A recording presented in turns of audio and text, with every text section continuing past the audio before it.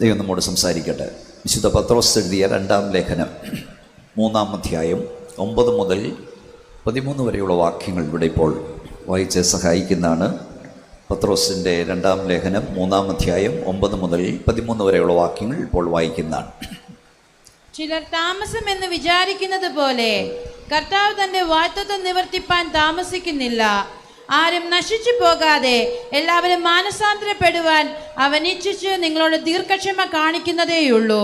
കർത്താവിന്റെ ദിവസമോ കളനെ പോലെ വരും. അന്ന് ആകാശം കൊടുമുഴക്കത്തോടെ ഒഴിഞ്ഞു പോകും, മൂലപദാർത്ഥങ്ങൾ കത്തിയഴിയുകയും ഭൂമിയും അതിലുള്ള പണികളും വെന്തു പോകുകയും ചെയ്യും. ഇങ്ങനെ ഇവയൊക്കെയും അഴിവാനുള്ളതായിരിക്കയാൽ ആകാശം ചുട്ടഴിവാനും മൂലപദാർത്ഥങ്ങൾ വെന്തുരുകുവാനുമുള്ള ദൈവ ദിവസത്തിന്റെ വരവ് കാത്തിരുന്നും ബന്ധപ്പെടുത്തിയും കൊണ്ട് നിങ്ങൾ എത്ര വിശുദ്ധ ജീവനവും ഭക്തിയുമുള്ളവരായിരിക്കണം. ഒരു നിമിഷം എടുക്കണം, കിടക്കാൻ പ്രാർത്ഥിക്കാം. ഞങ്ങളുടെ ദൈവമേ, സ്വർഗ്ഗീയ പിതാവേ, ഈ രാത്രിയുടെ നിശബ്ദതയ്ക്കായി ഞങ്ങൾ വാഴ്ത്തുന്നു. അവിടുത്തെ അദൃശ്യ സാന്നിധ്യത്താൽ അവിടെ നിങ്ങളെ അനുഗ്രഹിച്ചിരിക്കാൻ ഞങ്ങൾ വാഴ്ത്തുകയാണ്. ഈ വായിച്ച വേദഭാഗത്തോടുന്ന രാത്രിയിൽ നമ്മുടെ ആത്മാവ് ഞങ്ങളോട് സംസാരിക്കണമേ. ഈ രാത്രിയിൽ വിദൂരതയിൽ ഈ ലൈവിലൂടെയൊക്കെ ഞങ്ങൾ കേൾക്കുന്നവരെ ഓർത്ത സ്തോത്രം. പരിശുദ്ധാത്മാവ് അവരോടെല്ലാം സംസാരിക്കണമേ. ജനം വിടുവിക്കപ്പെടുവാൻ തടസ്സം നല്ല അന്ധകാര ശക്തികളെ നസ്രയനായ യേശുവിൻ്റെ അധികാരമുള്ള നാമത്തിൽ ഞങ്ങൾ ശാസിക്കുന്നു. അവിടുത്തെ കരം ഇന്ന് രാത്രി ഞങ്ങളെ തൊടുവാൻ പോകിയാൽ സ്തോത്രം. ഞങ്ങളെ ഒന്നിച്ച് അനുഗ്രഹിച്ചിരിക്കാൻ അങ്ങ് സ്തുതിക്കുന്നു. പ്രാർത്ഥന കേട്ടങ്ങൾ നന്ദി, യേശുവിൻ്റെ നാമത്തിൽ തന്നെ. ഒരിക്കൽ കൂടെ ശക്തിയോടെ ദൈവത്തിന് സ്തോത്രം ചെയ്യാം. വിശുദ്ധ വേദപുസ്തകം 2 അവസാനങ്ങളെക്കുറിച്ച് പറയുന്നുണ്ട്. 1 ലോകാവസാനം, 2 ജീവാവസാനം. 1 കൊരിന്ത്യർ ലേഖനം 10-ാം അധ്യായം 11-ാം വാക്യം നമ്മൾ വായിക്കുന്നു. ഇതവർക്ക് ദൃഷ്ടാന്തമായി സംഭവിച്ചു. ലോകാവസാനം വന്നെത്തിയിരിക്കും നമുക്ക് ബുദ്ധി ഉപദേശത്തിനായി ഇത് എഴുതിയിരിക്കുന്നു. ഇബ്രായ ലേഖനം 13-ാം അധ്യായം 7-ാം വാക്യം പറഞ്ഞു, നിങ്ങളെ നടത്തിയവരെ ഓർത്തുകൊള്ളി, അവരുടെ ജീവാവസാനം ഓർത്ത് അവരുടെ വിശ്വാസം അനുകരിക്കുക. അപ്പോൾ 1 ജീവാവസാനം, 2 ലോകാവസാനം. ഈ ജീവാവസാനം നമുക്കറിയാം, പക്ഷെ ലോകാവസാനം ഇതുവരെ കണ്ടില്ല. ഈ ലോകാവസാനം ഉണ്ടെന്ന് പറഞ്ഞത് ഇവിടുത്തെ ഏതെങ്കിലും ഒരു നേതാവല്ല, പോഷ്കു പറയാത്തവനും അതിനാവശ്യമില്ലാത്തവനുമായ നസ്രയനായ യേശുവാണ്. യേശു പറഞ്ഞതുകൊണ്ടത് സംഭവിക്കുമെന്ന് വിശ്വസിക്കുന്നവർ ഒരിക്കൽ കൂടെ ശക്തിയോടെ സ്തോത്രം. കർത്താവ് എന്തെങ്കിലും പറഞ്ഞിട്ടുണ്ടെങ്കിൽ അത് നടന്നിരിക്കും. തമ്പുരാൻ നിന്നോട് എന്തെങ്കിലും ഒന്ന് പറഞ്ഞിട്ടുണ്ടെങ്കിൽ അത് സംഭവിച്ചിരിക്കും. ദൈവം തമ്പുരാൻ നിന്നോട് എന്തെങ്കിലും ഒന്ന് പറഞ്ഞിട്ടുണ്ടെങ്കിൽ സാഹചര്യം ഒന്നും അനുകൂലമല്ലെങ്കിലും പറഞ്ഞത് സർവശക്തനാകിയാൽ അത് സംഭവിക്കുന്നു വിശ്വസിക്കുന്ന ദൈവമക്കൾ കൈ ഉയർത്തി വാ തുറന്ന് ശക്തിയോടെ സ്തോത്രം ചെയ്യാം. കരങ്ങളും അടിച്ച് വായം തുറന്ന് ശക്തിയോടെ യേശുവിന്റെ നാമത്തിൽ പറ, എന്റെ ദൈവം പറഞ്ഞെങ്കിൽ അത് സംഭവിച്ചിരിക്കും. ഹല്ലേലൂയ.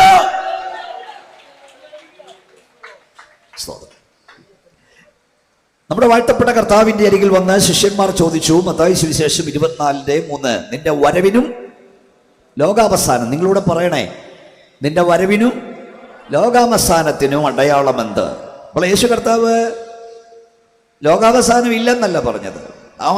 പ്രസന്റിൽ 10 അടയാളങ്ങൾ കർത്താവ് പറഞ്ഞു. അനേക കള്ളക്രിസ്തുകൾ എഴുന്നേൽക്കും, നിങ്ങൾ യുദ്ധങ്ങളെ യുദ്ധശ്രീയും കുറിച്ച് കേൾക്കും, ജാതി ജാതിയോടും രാജ്യം രാജ്യത്തോടും എതിർക്കും, ക്ഷാമവും ഭൂകമ്പവും ജാതികളും ഉണ്ടാകും, അധർമ്മം പെരുകും, അനേകരുടെ സ്നേഹം തണുക്കും, രാജ്യത്തിന് സുവിശേഷം എല്ലായിടവും പ്രസംഗിക്കപ്പെടും, സൂര്യനിലും ചന്ദ്രനിലും നക്ഷത്രങ്ങളിലും ലക്ഷ്യങ്ങളുണ്ടാകും, മനുഷ്യർ പേടിച്ച് നിർജീവന്മാരാകും, ആകാശ ശക്തികൾ ഇളകും.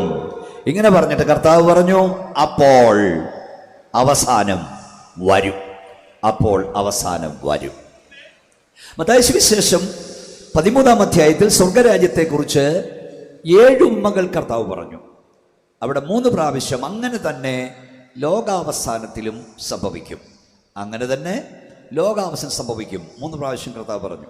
നമ്മുടെ കർത്താവിൻ്റെ അന്ത്യ കൽപ്പന നിങ്ങൾക്ക് എല്ലാവർക്കും അറിയാം. എന്താണ്? മത്തായി 22:18, നിങ്ങൾ ഭൂലോകത്തിലൊക്കെയും പോയി പറഞ്ഞാട്ട് സർവ്വസൃഷ്ടിയോടും സുവിശേഷം പ്രസംഗിക്കുക, വിശ്വസിക്കുകയും സ്നാനമേൽക്കുകയും ചെയ്യുന്നവൻ രക്ഷിക്കപ്പെടും, വിശ്വസിക്കാത്തവൻ ശിക്ഷാവിലാകപ്പെടും. അടുത്തത് ഞാനോ, പറഞ്ഞാട്ട് ഞാനോ, ഒരുമിച്ച് പറ, ഞാനോ ലോകാവസാനത്തോളവും എല്ലാ നാളും നിങ്ങളുടെ കൂടെ ഉണ്ട്. എന്താ നമ്മുടെ സ്ഥലത്തിൻ്റെ പേരെന്താ? കരിങ്കുറ്റിക്കാരെ. ലോകാവസാനം ഉണ്ടെന്ന് പറഞ്ഞത് ഇവിടുത്തെ ഒരു നേതാവല്ല, പോഷ്കു പറയാത്തവനും അതിനാവശ്യമില്ലാത്തവനുമായ നാസ്രയനായ യേശുവാണ്. ഒന്നുകിൽ നിങ്ങൾ ചിന്തിക്കാത്ത സമയത്ത് നിങ്ങളുടെ ജീവിതത്തിന് തിരശീല വീഴും, അല്ലെങ്കിൽ നിങ്ങൾ പ്രതീക്ഷിക്കാത്ത സമയത്ത് ഈ ലോകത്തിന് തിരശീല വീഴും. രണ്ടായാലും ഹല്ലേലൂയ, എനിക്ക് സന്തോഷമെന്ന് പറയാൻ തൻ്റെ ഇടമുള്ള ദൈവമക്കൾ ഒന്നുകൂടെ കരമുയർത്തി സ്തോത്രം പറയാം. കൂടാരമാകുന്ന ഭവനമഴിഞ്ഞാൽ കൈപ്പണിയല്ലാത്ത ദൈവത്തിന് ദാനമായ ഒരു കെട്ടിടം ഞങ്ങൾക്ക് സ്വർഗത്തിലുണ്ട്. Hallelujah, hallelujah. ഈ ലോകരാജ്യം അസ്തമിച്ചാൽ അസ്തമിക്കാത്തൊരു രാജ്യം ഞങ്ങൾക്ക് സ്വർഗത്തിലുണ്ട്. അഴിയട്ടെ, അഴിയട്ടെ, അഴിയട്ടെ. ഈ മൺകൂടാരം അഴിഞ്ഞാലും ഒരു വിൺകൂടാരം എനിക്ക് സ്വർഗത്തിലുണ്ടെന്ന് പ്രത്യാശയുള്ള ദൈവമക്കൾ ഒരിക്കൽ കൂടെ ശക്തിയോടെ കരമടിച്ച് ആരാധിക്കാം. ശക്തിയോടെ.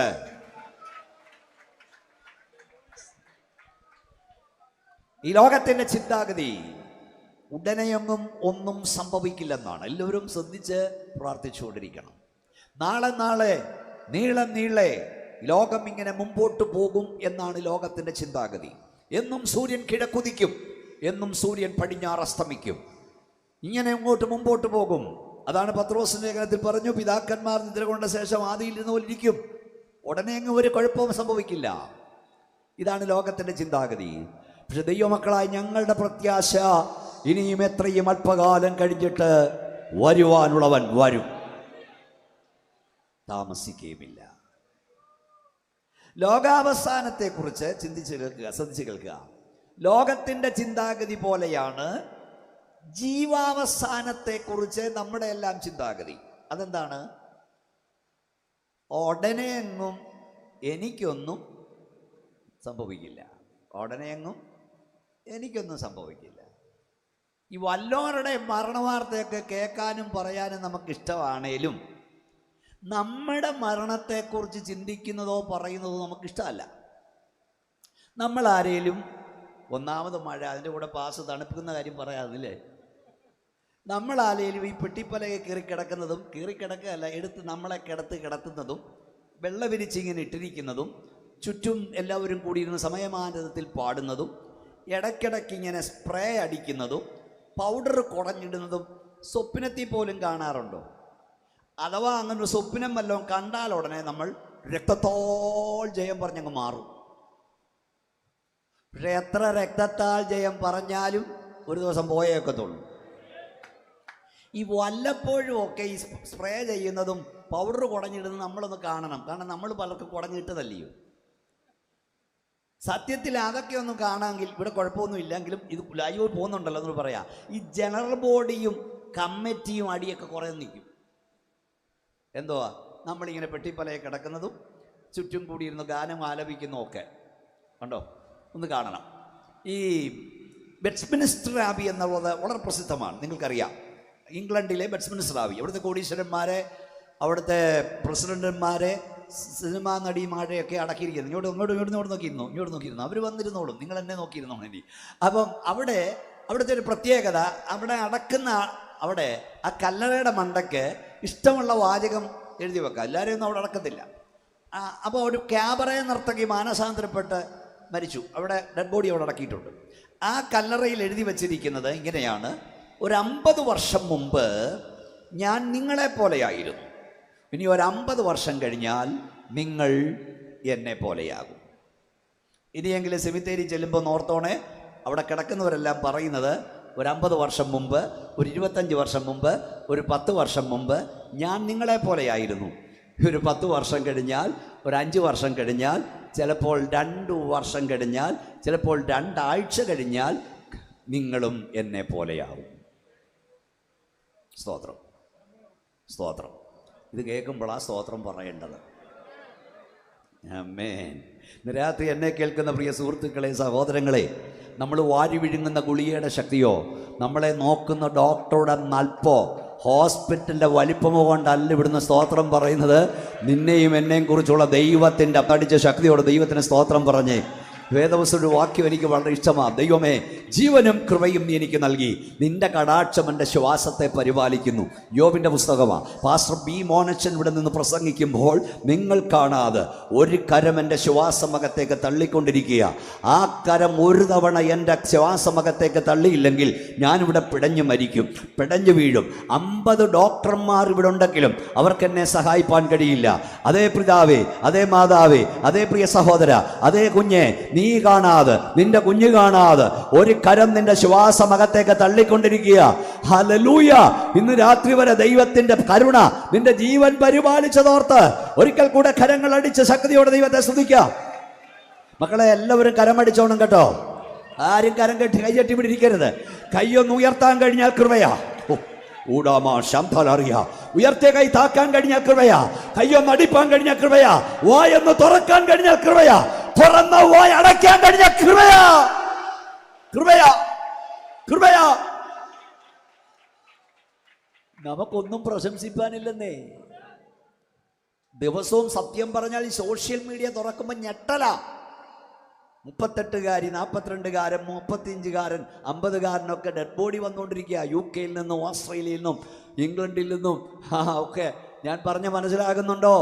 ജീവന്റെ ഉടമസ്ഥൻ ജീവനെ ചോദിച്ചാൽ വൈദ്യശാസ്ത്ര യാത്രാമൊഴി ചെല്ലുവാനേ കഴിയൂ. നമ്മെ ഇവിടെ നിർത്തി താമസിപ്പിക്കാൻ ആർക്കും കഴിയില്ല. ഒന്നുകൂടെ ഞാൻ ആവർത്തിക്കുക, നമ്മൾ വാരി വിഴുങ്ങുന്ന ഗുളികയുടെ ശക്തിയോ, നമ്മളെ നോക്കുന്ന ഡോക്ടറുടെ നൽപ്പോ, പോകുന്ന ഹോസ്പിറ്റലിന്റെ വലിപ്പമോ കണ്ടല്ല ഈ രാത്രി ഇവിടുന്ന് സ്തോത്രം പറയുന്നത്. നമ്മളെക്കുറിച്ചുള്ള ദൈവത്തിന്റെ പദ്ധതി ഇരാത്തതുകൊണ്ട് നമ്മൾ ഏത് നിമിഷം ഇവിടുന്ന് പോകേണ്ടവരാണ്. അത് മനസ്സിലാക്കണം. ഒന്നീ ജീവാവസാനം, അല്ലെ ലോകാവസാനം.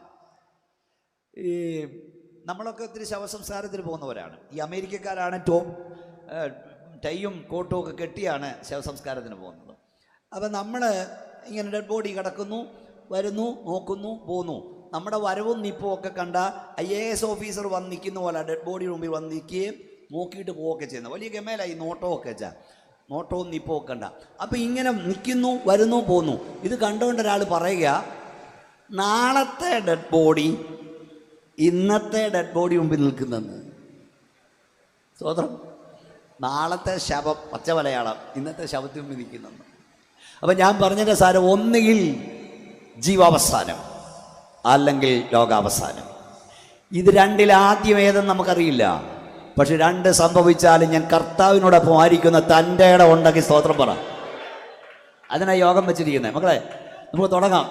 ഈ ലോകരാജ്യം അസ്തമിക്കാറായി, മേലോകരാജ്യം വേഗമീത ആഗമിക്കാറായി. കേട്ടേ, ഈ ലോകരാജ്യം അസ്തമിക്കാറായി, മേലോകരാജ്യം വേഗമീത ആഗമിക്കാറായി. പാപമില്ല പരിശുദ്ധൻ പാരിടത്തിൽ പാടിക്കാൻ. പാപമില്ല പരിശുദ്ധൻ പാരിടത്തിൽ ജീവിക്കുന്ന പാവനരെ ചേർത്തിടും. ജീവിക്കുന്ന പാവനരെ ചേർത്തിടും. വീണ്ടെടുക്കപ്പെട്ട കൂട്ടാമേ, വേളാവുണർന്നു രക്ഷയുടെ വേല ചെയ്യുവിൻ. വീണ്ടെടുക്കപ്പെട്ട കൂട്ടാമേ, വേഗാമുണർന്നു രക്ഷകന്റെ വേല ചെയ്യുവിൻ. അല്പകാലം മാത്രമേയുള്ളൂ, നാം എത്ര വേഗം നിത്യമായി വേല തീർത്തിടാം. അല്പകാലം മാത്രമേയുള്ളൂ, നാം എത്ര വേഗം നിത്യമായി വേല തീർത്തിടാം. ഓ, എത്ര നാൾ ലഭിച്ചിടുമോ, എത്ര നാൾ ലഭിച്ചിടുമോ, അത്ര നാൾ രക്ഷകൻ പുത്രൻ തന്നെ ആത്മാവാലെ ശക്തിയാലെ പുത്രൻ തന്നെ ആത്മാവാലെ ശക്തിയാൽ തന്നെ വീണ്ടെടുക്കപ്പെട്ട കൂട്ടാമേ, വേഗാമുണർന്നു രക്ഷകന്റെ വേല ചെയ്യുവിൻ. വീണ്ടെടുക്കപ്പെട്ട കൂട്ടാമേ,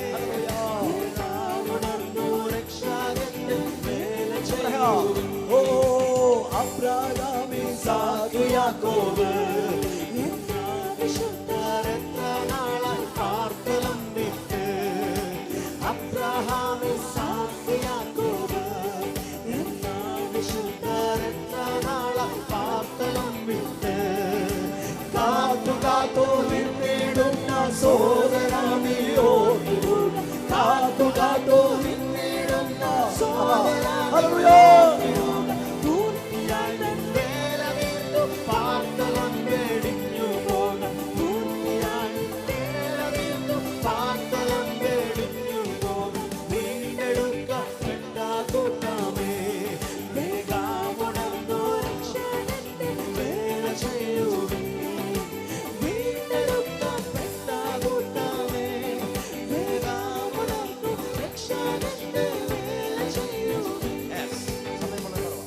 ഈ ലോകരാജ്യം അസ്തമിക്കാറായി, മേലോകരാജ്യം വേഗമിത ആഗമിക്കാറായി.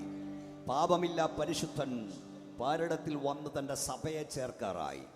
ഈ രാത്രി ഉച്ചഭാഷി എവിടൊക്കെ എത്തുന്നോ ഞങ്ങൾ ഒന്നിച്ച് വിളിച്ചു പറയുന്നു, നിങ്ങൾ വിശ്വസിച്ചാലും ശരി ഇല്ലെങ്കിലും ശരി, നിങ്ങൾ അംഗീകരിച്ചാലും ശരി ഇല്ലെങ്കിലും ശരി, നിങ്ങൾ ഏറ്റെടുത്താലും ശരി ഇല്ലെങ്കിലും ശരി, ഇന്നേക്ക് 2000 വർഷങ്ങൾക്ക് മുമ്പ് ക്രൂശിൽ മരിച്ച കർത്താവ്, കല്ലറയിൽ അടക്കപ്പെട്ട കർത്താവ്, കല്ലറയെ തകർത്തുയർത്തെഴുന്നേറ്റ കർത്താവ്, ഞങ്ങളുടെ വീണ്ടെടുപ്പുകാരൻ, ഞങ്ങളുടെ രക്ഷിതാവ്, ഞങ്ങളുടെ പ്രാണപ്രിയൻ രാജാതിരാജാവായി മടങ്ങി വരുവാൻ പോകുന്നു. അത് പറയാനായി യോഗോടെ വെച്ച് സന്തോഷത്തോടെ കൈ ഉയർത്തി ദൈവത്തെ സ്തുതിച്ചേ. യേശുക്രിസ്തുവിന്റെ മടങ്ങി വരവിനെ കുറിച്ച് എത്ര പ്രസംഗം നമ്മൾ കേട്ടുകൊണ്ടിരിക്കുക. ഇനി ഇന്നതൂടെ നടക്കണമെന്നില്ല, എല്ലാം നടന്നു കിടന്നു. ആത്മീയ ലോകവും ഭൗതിക ലോകവും ഒന്നും ഭക്തന് ഇവിടെ വാസിക്കാൻ കഴിയാത്ത അവസ്ഥയായി കഴിഞ്ഞു. അതൊന്നും വിവരിക്കാൻ നേരമില്ല. വളരെ പ്രധാനപ്പെട്ട ചില കാര്യങ്ങൾ ഉള്ള സമയം കൊണ്ട് നിങ്ങളെ അറിയിക്കാൻ കർത്താവിനെ ഏൽപ്പിച്ചു. നിങ്ങളെന്ന് പറഞ്ഞാൽ ലോകമെങ്ങുള്ള ദൈവമക്കളെ. അത് ഞാനിങ്ങനെ പറഞ്ഞുകൊണ്ടിരിക്കുക പല ലെവലിലൂടെ. ഇന്ന് നമ്മുടെ ഉത്തരവാദിത്തം ആദ്യം, കർത്താവ് വരാറായി. ഒന്നുകിൽ നമ്മൾ ചിന്തിക്കാത്ത സമയത്ത് നമ്മുടെ ജീവിതത്തിൻ്റെ ശീലം, നമുക്ക് ഇഷ്ടമില്ലാത്ത കാര്യം അത് പറയുന്നത്. കാരണം പലരും ഇവിടുന്ന് പോയ നമ്മുടെ പ്രിയപ്പെട്ടവരൊക്കെ അന്ന് ഇവിടുന്ന് പോകുന്ന ചിന്തിച്ചിറങ്ങിയതൊന്നും അല്ല. ദൈവത്തിൻ്റെ സമയത്ത് അവർ പോയി. അപ്പം നമ്മുടെ പ്രത്യാശ കണ്ടില്ലോ, നമ്മൾ കാത്തിരിക്കുക, അല്ലേ? നമ്മൾ പോകാൻ റെഡി ആയിരിക്കാൻ. അതുകൊണ്ട് ആ ഉറപ്പ് നമുക്കുണ്ടായിരിക്കണം. അപ്പോൾ ഒന്ന്, നമ്മുടെ ഉത്തരവാദിത്തങ്ങൾ എന്താണ്, നമ്മൾ ചെയ്യേണ്ടത്, ചെയ്യാൻ പാടില്ലാത്തത് എന്താണ്, അങ്ങനെ ചില കാര്യങ്ങൾ നിങ്ങളുമായി പങ്കുവെക്കാം. ഒന്നാമതായി നമ്മുടെ ഉത്തരവാദിത്തം റോമാലേഖനം 13:11 പറയുന്നു, നാം നാം വിശ്വസിച്ച സമയത്തേക്കാൾ വളരെ അടുത്തിരിക്കുന്നു, രാത്രി കഴിവാറായി, പകൽ ഏറ്റവും അടുത്തിരിക്കുന്നു എന്നിങ്ങനെ നിങ്ങൾ സമയത്തെ അറിയാൽ തന്നെ. ഈ കുറിക്കുന്നവരൊന്ന് കുറിച്ചോണം. നമ്മുടെ ഉത്തരവാദിത്തം ഒന്ന്, സമയം അറിയുക. ഒന്ന് പറഞ്ഞേ, ഉറക്കെ എല്ലാവരും പറഞ്ഞെങ്കിൽ കേൾക്കണം. സമയം അറിയുക. രമ്യാപ്രവചനം പറഞ്ഞു, കൊക്കും മീവൽപക്ഷിയും പെരിഞ്ഞാറയും മടങ്ങിവരവിൻ്റെ കാലം എൻ്റെ ജനമോ. ഇന്നത്തെ ആത്മീയ ലോകം അങ്ങനായി ദൈവദാസന്മാരെ, മടങ്ങിവരവിൻ്റെ കാലം അറിയുന്നില്ല. കാനവച്ചൻ പണ്ട് പറഞ്ഞിട്ട് പോയി നല്ലൊരു ഉദാഹരണം എന്തെന്നറിയാമോ? സ്തോത്രം. പാമ്പിൻ്റെ വായിലൊരു തവള ഇരിക്കുക, അപ്പോൾ അതിലെ കൂടെ ഒരു ശലഭം പോയി. പാമ്പിൻ്റെ വായിലിരുന്നോണ്ട് ഇവൻ നാക്ക് നീട്ടി എന്തിനെ പിടിക്കാൻ. സത്യത്തിൽ ഇന്നത്തെ ആത്മീയ ലോകം ഇങ്ങനത്തെ അവസ്ഥയില. ഇരിക്കുന്ന പാമ്പിൻ്റെ വായിലാണെങ്കിലും കസേരന്ന് പിടിപിടത്തില്ല. അതിൻ്റെ ഉള്ള അടിയ. പാവപ്പെട്ട ദൈവദാസന്മാർ ഉണ്ടുമുറുക്കി ഉടുത്ത് പട്ടിണി കിടന്ന് കുട്ടിമ്മേൽ നിന്ന് കരഞ്ഞ് ആത്മാക്കളെ നേടി ഉയർത്തിയ പ്രസ്ഥാനമായത്. നീയെല്ലാം കൂടി ഇത് നശിപ്പിക്കരുത്. തൻ്റെ ഇടം ഉണ്ടോ? സ്വോത്രം പറഞ്ഞാൽ മതി. റെഡിയുണ്ടോ? ഇരിക്കുന്ന അഭിഷേകന്മാര് ഉപവസിച്ചും പ്രാർത്ഥിച്ചു പട്ടിണി കിടന്നു. എത്ര പൂർവ്വപിതാക്കന്മാർ പട്ടിണി കിടന്ന് മക്കളെ പഠിപ്പിക്കാൻ കഴിയാതെ. അല്ലേ? ഇവിടെ നിൽക്കുമ്പോൾ പലതും പറയാൻ എനിക്ക് തോന്നുന്നു. അങ്ങനെ ഉയർത്തിയൊരു പ്രസ്ഥാനത്തെ കസേരയുടെ പേരിൽ, ഗ്രൂപ്പിസത്തിൻ്റെ പേരിൽ നാണം കേട് വരുത്തി ദൈവദാസന്മാർക്ക് പുറത്തിറങ്ങാൻ കഴിയാത്ത അവസ്ഥ നിങ്ങൾ ഉണ്ടാക്കരുത്. ഉയരത്തിൽ ഒരുവനുണ്ടെന്ന് മറക്കരുത്. ന്യായവിധി ദൈവഗ്രഹത്തിൽ ആരംഭിപ്പാൻ സമയമായി. അത് നമ്മിൽ തുടങ്ങിയാൽ അഭക്തന്റെയും ഭാവിയുടെ ഗതി എന്തായി തീരും? കയ്യൊന്നടിച്ച് ശക്തിയോട് ദൈവത്തെ സ്തുതിച്ചേ. എല്ലാവരും ഒന്ന് ആത്മാവിൽ കർത്താവിനെ ഒന്ന് ആരാധിച്ചേ ശക്തിയോട്. സ്തോത്രം. സമയം അറിയുക. സമയം അറിഞ്ഞവനെ സമയം അറിയിക്കാൻ കഴിയും. ഒന്ന്, സമയം അറിയുക. രണ്ട്, സമയം അറിയിക്കുക. സമയം ഞാൻ കട്ട്ഷോട്ട് ചെയ്യാം, ചില കാര്യങ്ങൾ പ്രധാനമായി പറയാനുണ്ട്. സമയം അറിയുക. രണ്ട്, സമയത്തെ അറിയിക്കുക. യെശയ്യാപ്രവചനം 21-11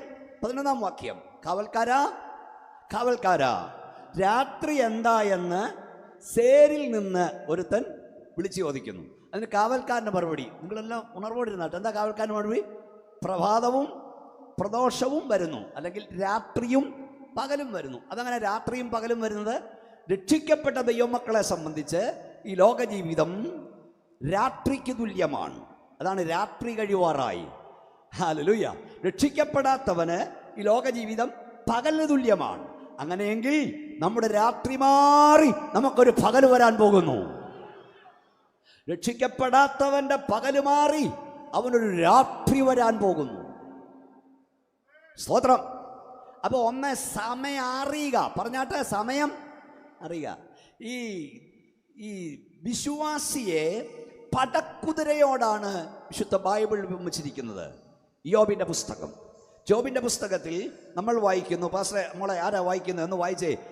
യോബിന്റെ പുസ്തകം, അവിടെ ഞാൻ കുറിച്ച് തന്നില്ല, 39-ാം അധ്യായം 25-ാം വാക്യം, 25-ാം വാക്യം. എല്ലാം വായിക്കണ്ട, ആരാ വായിക്കുന്നത്? പെട്ടെന്ന് വായിച്ച്. കാഹളനാദം ധ്വനിക്കും തോറും, ഈ കുതിരയെ കുറിച്ച് പറഞ്ഞ കാഹളനാദം ധ്വനിക്കും തോറും അത് ഹാ ഹാ എന്ന് ചിനയ്ക്കുന്നു, എന്ന് ചിനയ്ക്കുന്നു. പിന്നെ പടയും പടനായകന്മാരുടെ മുഴക്കവും ആർപ്പും ദൂരത്ത് നിന്ന് മണക്കുന്നു. അപ്പൊ പടക്കുതിരയുടെ പ്രത്യേകത പടയും പടനായകന്മാരുടെ മുഴക്കവും ആർപ്പും ദൂരത്ത് നിന്ന് മണക്കുന്നു എന്ന് പറഞ്ഞാൽ സമയമറിയുക, സംഭവിക്കാൻ പോകുന്നത് എന്തെന്ന് നേരത്തെ മണത്തറിയണം.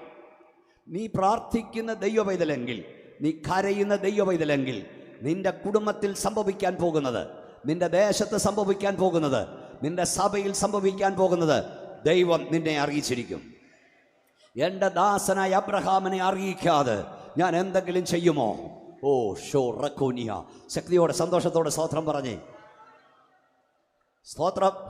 അപ്പൊ ഒന്ന് സമയം അറിയുക, പറഞ്ഞാട്ട്. രണ്ട് സമയം അറിയിക്കുക.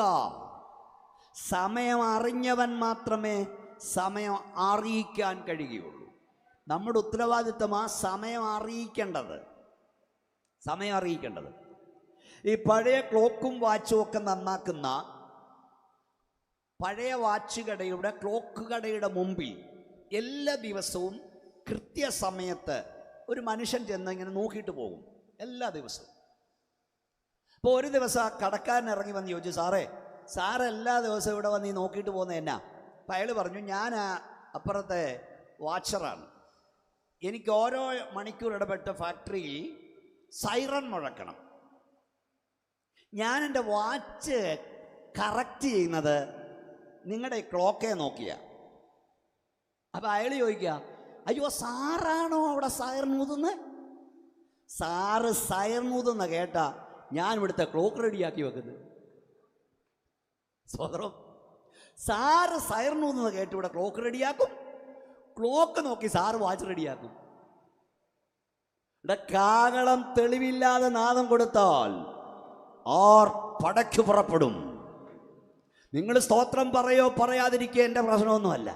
4 പതിറ്റാണ്ടായി ഞാൻ യേശുവിന് വേണ്ടി നിൽക്കുക. 2 or 3 തവണ തീർന്നെന്ന് ചിന്തിച്ചു, പിശാച് ചിന്തിച്ച് ശബ്ദം തീർന്നെന്ന്. പക്ഷെ പൂർവാധിക ശക്തിയോടെ ദൈവം എന്നെ നിർത്തി. ഹല്ലേലൂയ. അതുകൊണ്ട് ഇന്ന് രാത്രി ഇവിടെ വന്ന വീണ്ടെടുക്കപ്പെട്ട ദൈവമക്കളോട് ഞാൻ പറയാം, ലോക സംഭവങ്ങൾ കാണുമ്പോൾ ഹല്ലേലൂയ നീ ഒരുങ്ങണം. സ്തോത്രം. ഇസ്രായേൽ മക്കൾ മിസ്രൈമിലായിരുന്നപ്പോൾ പകലന്തിയോളം പാടത്തും പറമ്പത്തും ഒക്കെ പണിയെടുത്ത് വീട്ടിൽ വന്നവർക്ക് നിരാശയാ, കയറിക്കിടന്ന് ഉറങ്ങണമെന്നുള്ള ചിന്തയുള്ളൂ. എന്നാൽ പുറപ്പാടിൻ്റെ അന്ന് വൈകിട്ട് വീട്ടിൽ വന്ന് ഇസ്രായേൽ മക്കളുടെ വീട്ടിൽ ആകപ്പാടെ ഒരു ഒരുക്കം. അവർ സാധനങ്ങൾ പാക്ക് ചെയ്യുന്നു, അവർ പെസഹ കുഞ്ഞാടിനെ പാകം ചെയ്യുന്നു, ആകപ്പാടെ ഒരു ഒരുക്കം. അപ്പം നാട്ടുകാർ ചോദിക്കും, എന്നാ ചാക്കോച്ച, എന്നാ ഹരിയാച്ച, എന്നാ മറിയാമ്മേ, പതിവില്ലാത്തൊരു പാട്ട് വീട്ടിൽ കേൾക്കുന്നല്ലോ, ഒരു ഒരുക്കം കാണുന്നല്ലോ. അവർ പറയും, ഇന്ന് രാത്രി ഞങ്ങളുടെ പുറപ്പാടാ. ലോക സംഭവങ്ങൾ കാണുമ്പോൾ വീണ്ടെടുക്കപ്പെട്ട ദൈവമക്കളെ നാം ഒരുക്കം ആരംഭിക്കണം. നമ്മുടെ ഒരുക്കം ചോദിക്കുന്നോട് പറയാം, നമുക്ക് നമ്മുടെ സ്വന്തം നാട്ടിൽ പോകാൻ കാലമായി. കയ്യൊന്ന് ഉയർത്തിയാട്ടെ, ശക്തിയോടെ ദൈവത്തെ സ്തുതിച്ചേ. എല്ലാവരും കയ്യൊന്ന് അടിച്ച് ശക്തിയോടെ അല്പസമയം ദൈവത്തെ ആരാധിച്ചേ. യെസ്.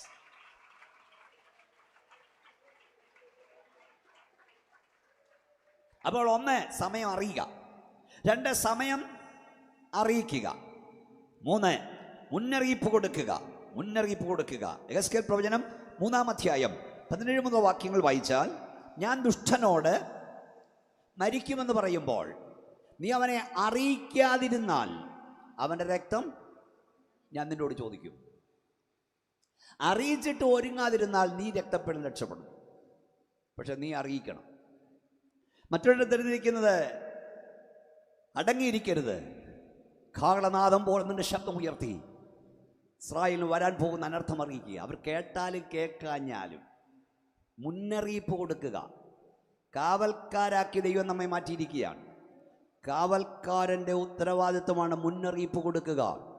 വാൾ വരുന്നത് കണ്ടിട്ട് മിണ്ടാതിരിക്കരുത്. ഈ സഭയിൽ കൺവെൻഷൻ വെച്ചതിൽ സന്തോഷം. ഇത്രയും ദൈവമക്കളിവിടെ വന്നല്ലോ, വളരെ സന്തോഷം. ഇപ്പോഴത്തെ പെന്തക്കോസുകാരുടെ ഇത് പരസ്യയോഗവും വേണ്ട, കൺവെൻഷനും വേണ്ട, ഇതെല്ലാം പാഴ്ചെലവാണ്. ഇതെല്ലാം അങ്ങനത്തെ ഒരു കാലത്ത് നമ്മളെത്തി. സ്തോത്രം. മറ്റേ നേരം വൈകിട്ട് ആരാധന കഴിഞ്ഞാൽ ഉടനെ 4 മണിക്ക് അങ്ങ് ഇറങ്ങുമായിരുന്നു പരസ്യയോഗത്തിന്. ആഴ്ച ഒരു ദിവസമെങ്കിലും വീട് വിസിറ്റ്, സുവിശേഷം ദേശത്തെ അറിയിക്കാൻ ഒരു കൺവെൻഷനെങ്കിലും ഉണ്ടായിരുന്നു. ഇപ്പോൾ അതും പോയി. ഞാൻ ചോദിക്കട്ടെ, ഈ കഴിഞ്ഞൊരു വർഷം കഴിയാൻ പോവാ, ഡിസംബറിലേക്ക് തീരുക. ഈ ഒരു വർഷം എത്ര പേരോട് സുവിശേഷം പറഞ്ഞു? യേശുവിൻ്റെ സ്നേഹത്തെക്കുറിച്ച് എത്ര പേരോട് പറഞ്ഞു? സ്തോത്രം. കഴിഞ്ഞ മാസം വല്ലോടും പറഞ്ഞോ? കഴിഞ്ഞ ആഴ്ച വല്ലോടും പറഞ്ഞോ? നിൻ്റെ ഏറ്റവും അടുത്ത പ്രിയപ്പെട്ടവരോട് ഒരു വാക്കുകൊണ്ടെങ്കിലും യേശുവിൻ്റെ സ്നേഹത്തെക്കുറിച്ച് പറഞ്ഞോ? നിൻ്റെ കൂടെ ജോലി ചെയ്യുന്നവരോട് പറഞ്ഞോ? 2 സ്നേഹിതന്മാർ എന്നും കാണും, എന്നും സംസാരിക്കും, ഒത്തിരി കാര്യങ്ങൾ പങ്കുവെക്കും. അവസാനം ഒരാൾ അത്യാസന്ന നിലയിലായി.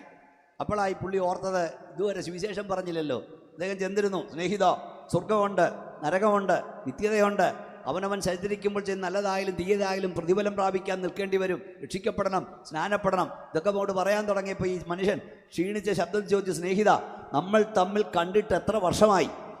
എത്ര സ്നേഹബന്ധവാൻ നമ്മൾ, എത്ര വൈകുന്നേരങ്ങളിൽ നമ്മൾ ഒന്നിച്ചുകൂടി. ഈ ലോകത്തിലെ സകല കാര്യവും നമ്മൾ തമ്മിൽ സംസാരിച്ചില്ലേ? പക്ഷെ ജീവിതത്തിൽ ഇത്രയും വിലയേറിയ കാര്യം ഇതുവരെ നീ എന്നോട് പറഞ്ഞോ? നിന്റെ സ്നേഹിതരോട്, നിന്റെ വീട്ടിൽ ജോലിക്ക് വരുന്നവരോട്, നിന്റെ അയൽക്കാരനോട് ഈ സ്നേഹം പറഞ്ഞോ? ക്രൂശിലെ സ്നേഹം പറഞ്ഞോ? നിത്യതയുണ്ടെന്ന് പറഞ്ഞോ? നരകമുണ്ടെന്ന് പറഞ്ഞോ? സ്വർഗമുണ്ടെന്ന് പറഞ്ഞോ? നമ്മൾ കർത്താവ് വരാറായെന്ന് പറഞ്ഞ് പാടാറുണ്ട്. Praise Lord. നമ്മുടെ ഉത്തരവാദിത്വം മുന്നറിയിപ്പ് കൊടുക്കുക. കേൾത്താലും കേൾക്കാഞ്ഞാലും വിളിച്ചു പറയുക.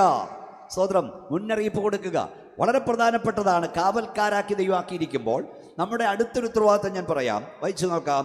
യെഹെസ്കേൽ പ്രവചനം 22-ാം അധ്യായം 30-ാം വാക്യം. യെഹെസ്കേൽ പ്രവചനം 22-ാം അധ്യായം 30-ാം വാക്യം.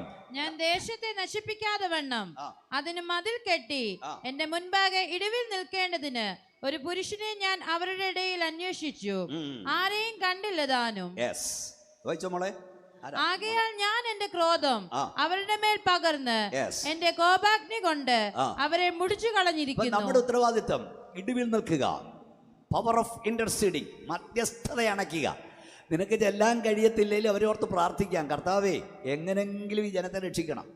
ഞാൻ ഈ കഴിഞ്ഞ ദിവസം ചില ആഴ്ചകൾ UK-യിലായിരുന്നു. അപ്പം ഞാൻ പറഞ്ഞു, പ്രിയപ്പെട്ടവരെ, നമ്മൾ ഈ പ്ലെയിനിൽ കയറുമ്പം ഒരു തവണയെങ്കിലും നമ്മൾ പ്രാർത്ഥിച്ചിട്ടുണ്ട്, കർത്താവേ ഈ പ്ലെയിനകത്തിരിക്കുന്നവർ യേശുവിനെ അറിയണം. നമ്മുടെ സ്തോത്രമൊന്നും കേൾക്കുന്നില്ല. എങ്ങനെങ്കിലും കർത്താവിൻ്റെ സ്നേഹം അറിയണം. ഒരു ട്രെയിനിൽ യാത്ര ചെയ്യുമ്പോൾ നമ്മൾ പ്രാർത്ഥിക്കാറുണ്ട്, കർത്താവേ ഈ ട്രെയിനകത്ത് യാത്ര ചെയ്യുന്നവർ യേശുവിൻ്റെ സ്നേഹം അറിഞ്ഞില്ല, എങ്ങനെങ്കിലും അറിയണം. ഒരു ബസ്സിൽ കയറുമ്പോൾ പ്രാർത്ഥിക്കാറുണ്ടോ? നമ്മുടെ ഉത്തരവാദിത്തമാണ്. അപ്പം ഇൻ്റർസീഡ് ചെയ്യുക, മധ്യസ്ഥത അണയ്ക്കുക. ഇവിടെ എന്താ എഴുതിയിരിക്കുന്നത്? ഒരു ദേശത്തെ നശിപ്പിക്കാതിരിക്കേണ്ടതിന് എൻ്റെ മുമ്പാകെ ഇടിവിൽ നിൽപ്പാൻ ഞാനൊരു പുരുഷനെ അന്വേഷിച്ചു, പക്ഷെ ആരെയും കണ്ടില്ല. അതുകൊണ്ട് എൻ്റെ ക്രോധം ഞാൻ അവിടെ മേൽ ചൊരിയും, എൻ്റെ ക്രോധാഗ്നി കൊണ്ട് ഞാൻ അവരെ ശിക്ഷിക്കും എന്ന് പറഞ്ഞ എൻ്റെ അർത്ഥം എന്താ? ഒരു ദേശത്ത് എല്ലാവരും പ്രാർത്ഥിച്ചുകൊണ്ടിരിക്കുക, ഒരു വീട്ടിൽ ഒരു ദൈവപൈതൽ കരയാനുണ്ടെങ്കിൽ, പ്രാർത്ഥിപ്പാനുണ്ടെങ്കിൽ അവളെ ഓർത്ത്, അവനെ ഓർത്ത് ആ കുടുംബത്തിൻ്റെ ന്യായവിധേയം താമസിപ്പിക്കും. ഒരു സഭയിൽ ഒരു കുടുംബം ഇടിവിൽ നിൽപ്പാനുണ്ടെങ്കിൽ, പ്രാർത്ഥിപ്പാനുണ്ടെങ്കിൽ അവനെ ഓർത്ത്, ആ കുടുംബത്തെ ഓർത്ത് ആ സഭയുടെ ന്യായവിധേയം താമസിപ്പിക്കും. ഒരു ദേശത്ത് 10 ദൈവമക്കൾ നെടുമ്പാട് വീഴാനുണ്ടെങ്കിൽ, ഇടിവിൽ നിൽപ്പാനുണ്ടെങ്കിൽ അവരെ ഓർത്ത് ദൈവം ദേശത്തിൻ്റെ ന്യായവിധി താമസിപ്പിക്കും. എത്ര പേർക്ക് ശക്തിയോടെ സ്തോത്രം പറയാം? ഒന്നുകൂടെ മനസ്സിലാക്കി തരാം. വർഷം മുഴുവൻ നിന്ന് വെള്ളവും വളവും വലിച്ചു കുടിച്ചിട്ടു. ഫലം നൽകാത്ത വൃക്ഷത്തെ വെട്ടിക്കളയുവാൻ തോട്ടത്തിൻ്റെ ഉടമസ്ഥൻ ഓർഡർ ഇട്ടു. അപ്പോൾ തോട്ടം സൂക്ഷിപ്പുകാരൻ നെടുമ്പാട് വീണു. അയാൾ പറഞ്ഞു, സാറേ, യജമാനനെ, 1 വർഷം കൂടെ നിൽക്കട്ടെ, ഞാൻ വെള്ളവും വളവും ഇട്ടുകൊണ്ട് നോക്കാം, ഫലം നൽകിയില്ലെങ്കിൽ വെട്ടിക്കൊളയാം. അപ്പൊ തോട്ടം സൂക്ഷിപ്പുകാരൻ്റെ, ദൈവദാസന്മാർ ശ്രദ്ധിക്കൂ, മക്കൾ ശ്രദ്ധിക്കൂ, തോട്ടം സൂക്ഷിപ്പുകാരൻ്റെ മധ്യസ്ഥതയാൽ ഇന്റർസീഡിങ് കൊണ്ട് ആ വൃക്ഷത്തിന് 1 ആണ്ടുകൂടെ ആയുസ് നീട്ടി കിട്ടി. വല്ലതും മനസ്സിലാകുന്നുണ്ടോ? കരയാൻ ആളുണ്ടെങ്കിൽ, പ്രാർത്ഥിക്കാൻ ആളുണ്ടെങ്കിൽ, മുട്ടിമേൽ നിൽക്കാൻ ആളുണ്ടെങ്കിൽ ന്യായവിധി താമസിപ്പിക്കപ്പെടും. മാനസാന്തരത്തിന് അവസരം കിട്ടും. ഞാൻ ദൈവാത്മാവിൽ ആയിരങ്ങളോട് വിളിച്ചു പറയുന്നത് ഇന്ന് രാത്രി ഞാൻ വിളിച്ചു പറയാം. ചെറുപ്പക്കാരോട് ഞാൻ പറയാറുണ്ട്, കുഞ്ഞെ, ഇവിടെ വന്ന കുഞ്ഞുങ്ങളോട് ഞാൻ പറയാം, മക്കളെ, നിന്നെ വഴിയിൽ ചതച്ചരച്ച് കളയാൻ, റോഡ് ആക്സിഡന്റിനെ മാറ്റപ്പെടുത്തുവാൻ, നിന്റെ കൈകാലുകളെ ഒടിച്ചു കളയാൻ ദുഷ്ടപിശാച് പലവട്ടം പദ്ധതി തയ്യാറാക്കി നിന്നെ നോക്കിയിരുന്നിരുന്നു. പലയിടങ്ങളിൽ വെച്ച് നിന്നെ ചതച്ചരച്ച് കളയാൻ ദുഷ്ടപിശാച് പദ്ധതിയിട്ടപ്പോൾ നീ അറിയാതെ ഒരു കരം നിന്നെ എടുത്തു മാറ്റിയിട്ടുണ്ട്. അപ്പോ ശബ്ദോ റിഖോനിയ ഹത്തുനിയ, കൈകളടിച്ച് ശക്തിയോടെ ദൈവത്തെ മഹത്വപ്പെടുത്ത്. നീ അറിയാതെ ഒരു കരം നിന്നെ എടുത്തു മാറ്റി.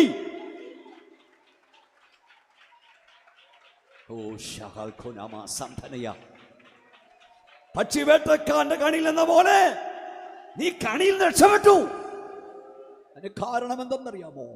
ആരോ നിനക്ക് വേണ്ടി കരയുന്നുണ്ട്, ആരോ നിനക്ക് വേണ്ടി പ്രാർത്ഥിക്കുന്നുണ്ട്.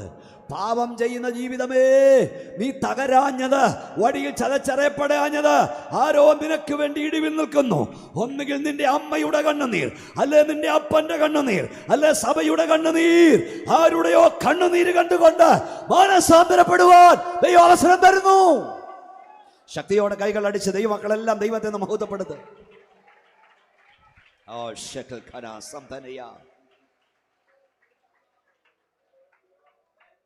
പ്രസംഗപീഠത്തിൽ എനിക്ക് ഇഷ്ടമുള്ള നല്ല 2 കാര്യങ്ങളുണ്ട്. ഒന്ന്, നല്ല ഉച്ചഭാഷണി. 2, നല്ല ചൂടുവെള്ളം. ഇത് 2 ഇവിടെ ഉണ്ട്.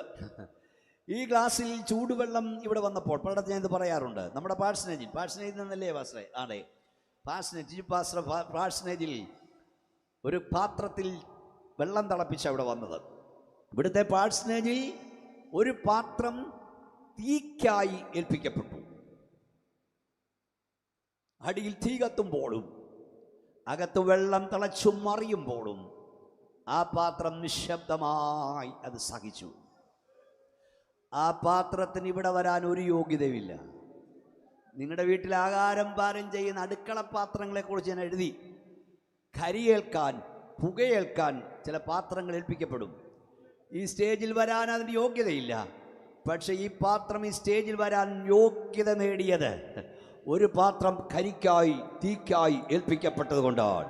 കരയുന്ന പിതാവേ, പ്രാർത്ഥിക്കുന്ന മാതാവേ, നിന്നെ ആരും കാണുന്നില്ലെങ്കിലും അനേകം മാനപാത്രങ്ങൾ കാഴ്ചവെക്കപ്പെടുന്നു. ശക്തിയോട് കരങ്ങൾ അടിച്ച് ദൈവത്തെ മഹത്വപ്പെടുത്ത്. ദൈവത്തിൻ്റെ ദാസന്മാരെ, നിങ്ങളുടെ പ്രിയപ്പെട്ടവരുടെ പേര് പോലും ആർക്കും അറിയില്ല. ഞാനും ഒരു സെൻട്രൽ പാസ്റ്ററാണ്. 25 വർഷം കൊണ്ട് ഞാനും ഒരു സെൻറ്ററിൻ്റെ ചുമതല വഹിക്കുന്നുണ്ട്, അപ്പച്ചനോട് ചേർന്നായിരുന്നെങ്കിലും. അനേക സ്ഥലം മാറ്റ സമയത്ത് ഞാനിത് കരഞ്ഞുകൊണ്ടാണ് പറയുന്നത്. ദൈവദാസന്മാരുടെ ഭാര്യമാരുടെ പേര് പോലും പറയാത്തേറിയ ഞാൻ കണ്ടിട്ടുണ്ട്. പക്ഷെ ഞങ്ങൾക്കറിയാം, ബീമോനച്ചൻ എന്ന ഞാൻ ഈ സ്റ്റേജിൽ പ്രസംഗിക്കുമ്പോൾ, ലോകത്ത് ഞാൻ എവിടെ നിന്ന് പ്രസംഗിച്ചാലും സമയവ്യത്യാസമില്ലാതെ അതേ സമയത്ത് എൻ്റെ പ്രാർത്ഥനാമുറിയിൽ എൻ്റെ റൂമിൽ മുട്ടുകുത്തി പ്രാർത്ഥിക്കുന്ന എൻ്റെ പ്രിയപ്പെട്ടവരുണ്ട്. അവിടെ പേര് പോലും ആർക്കും അറിയില്ല. ഇത് പറയുന്നത് ഒക്കെ ഇഷ്ടമല്ല, ഇപ്പോഴും പ്രാർത്ഥിച്ചുകൊണ്ടിരിക്കുക. എത്രയോ കിലോമീറ്റർ നിന്ന് പ്രസംഗിക്കുന്ന ഒരു അഭിഷക്തൻ സ്റ്റേജിൽ ശോഭിക്കാൻ ചെറ്റക്കുടിൽ മുട്ടിന്മേൽ നിന്ന് കരയുന്ന ഒരു പാവപ്പെട്ട ഒരു ദൈവദാസിയുടെ കണ്ണുനീരിന് ശക്തിയുണ്ട്. മോനെ, നിന്നെ ഇതുവരെ കൊണ്ടുവന്നതും ഇതുവരെ നിർത്തുന്നതും ആരുടെയോ കണ്ണുനീരിന്റെ ശക്തിയാ. ശക്തിയോട് കരമടിച്ച് സ്തോത്രം പറഞ്ഞേ. ദൈവത്തിന്റെ ദാസ, നിന്നെ നിർത്തുന്നത് കണ്ണുനീരാ. ഞാൻ പറഞ്ഞാൽ അധികപ്പറ്റായി നിങ്ങൾ ചിന്തിക്കരുത്. ഈ മോശയുടെ നേതൃത്വത്തിൽ ഇസ്രായേൽ ജനം ഇങ്ങോട്ട് മുമ്പോട്ട് വന്നപ്പോൾ 3 തവണ തമ്പുരാൻ ഇവന്റെ എല്ലാം പ്രവൃത്തി കണ്ടിട്ട് പറഞ്ഞു, എന്നെ വിട്, ഞാൻ ഈ ജാതിയെ നശിപ്പിക്കും, നിന്നെ ഒരു ജാതിയാക്കി മാറ്റും.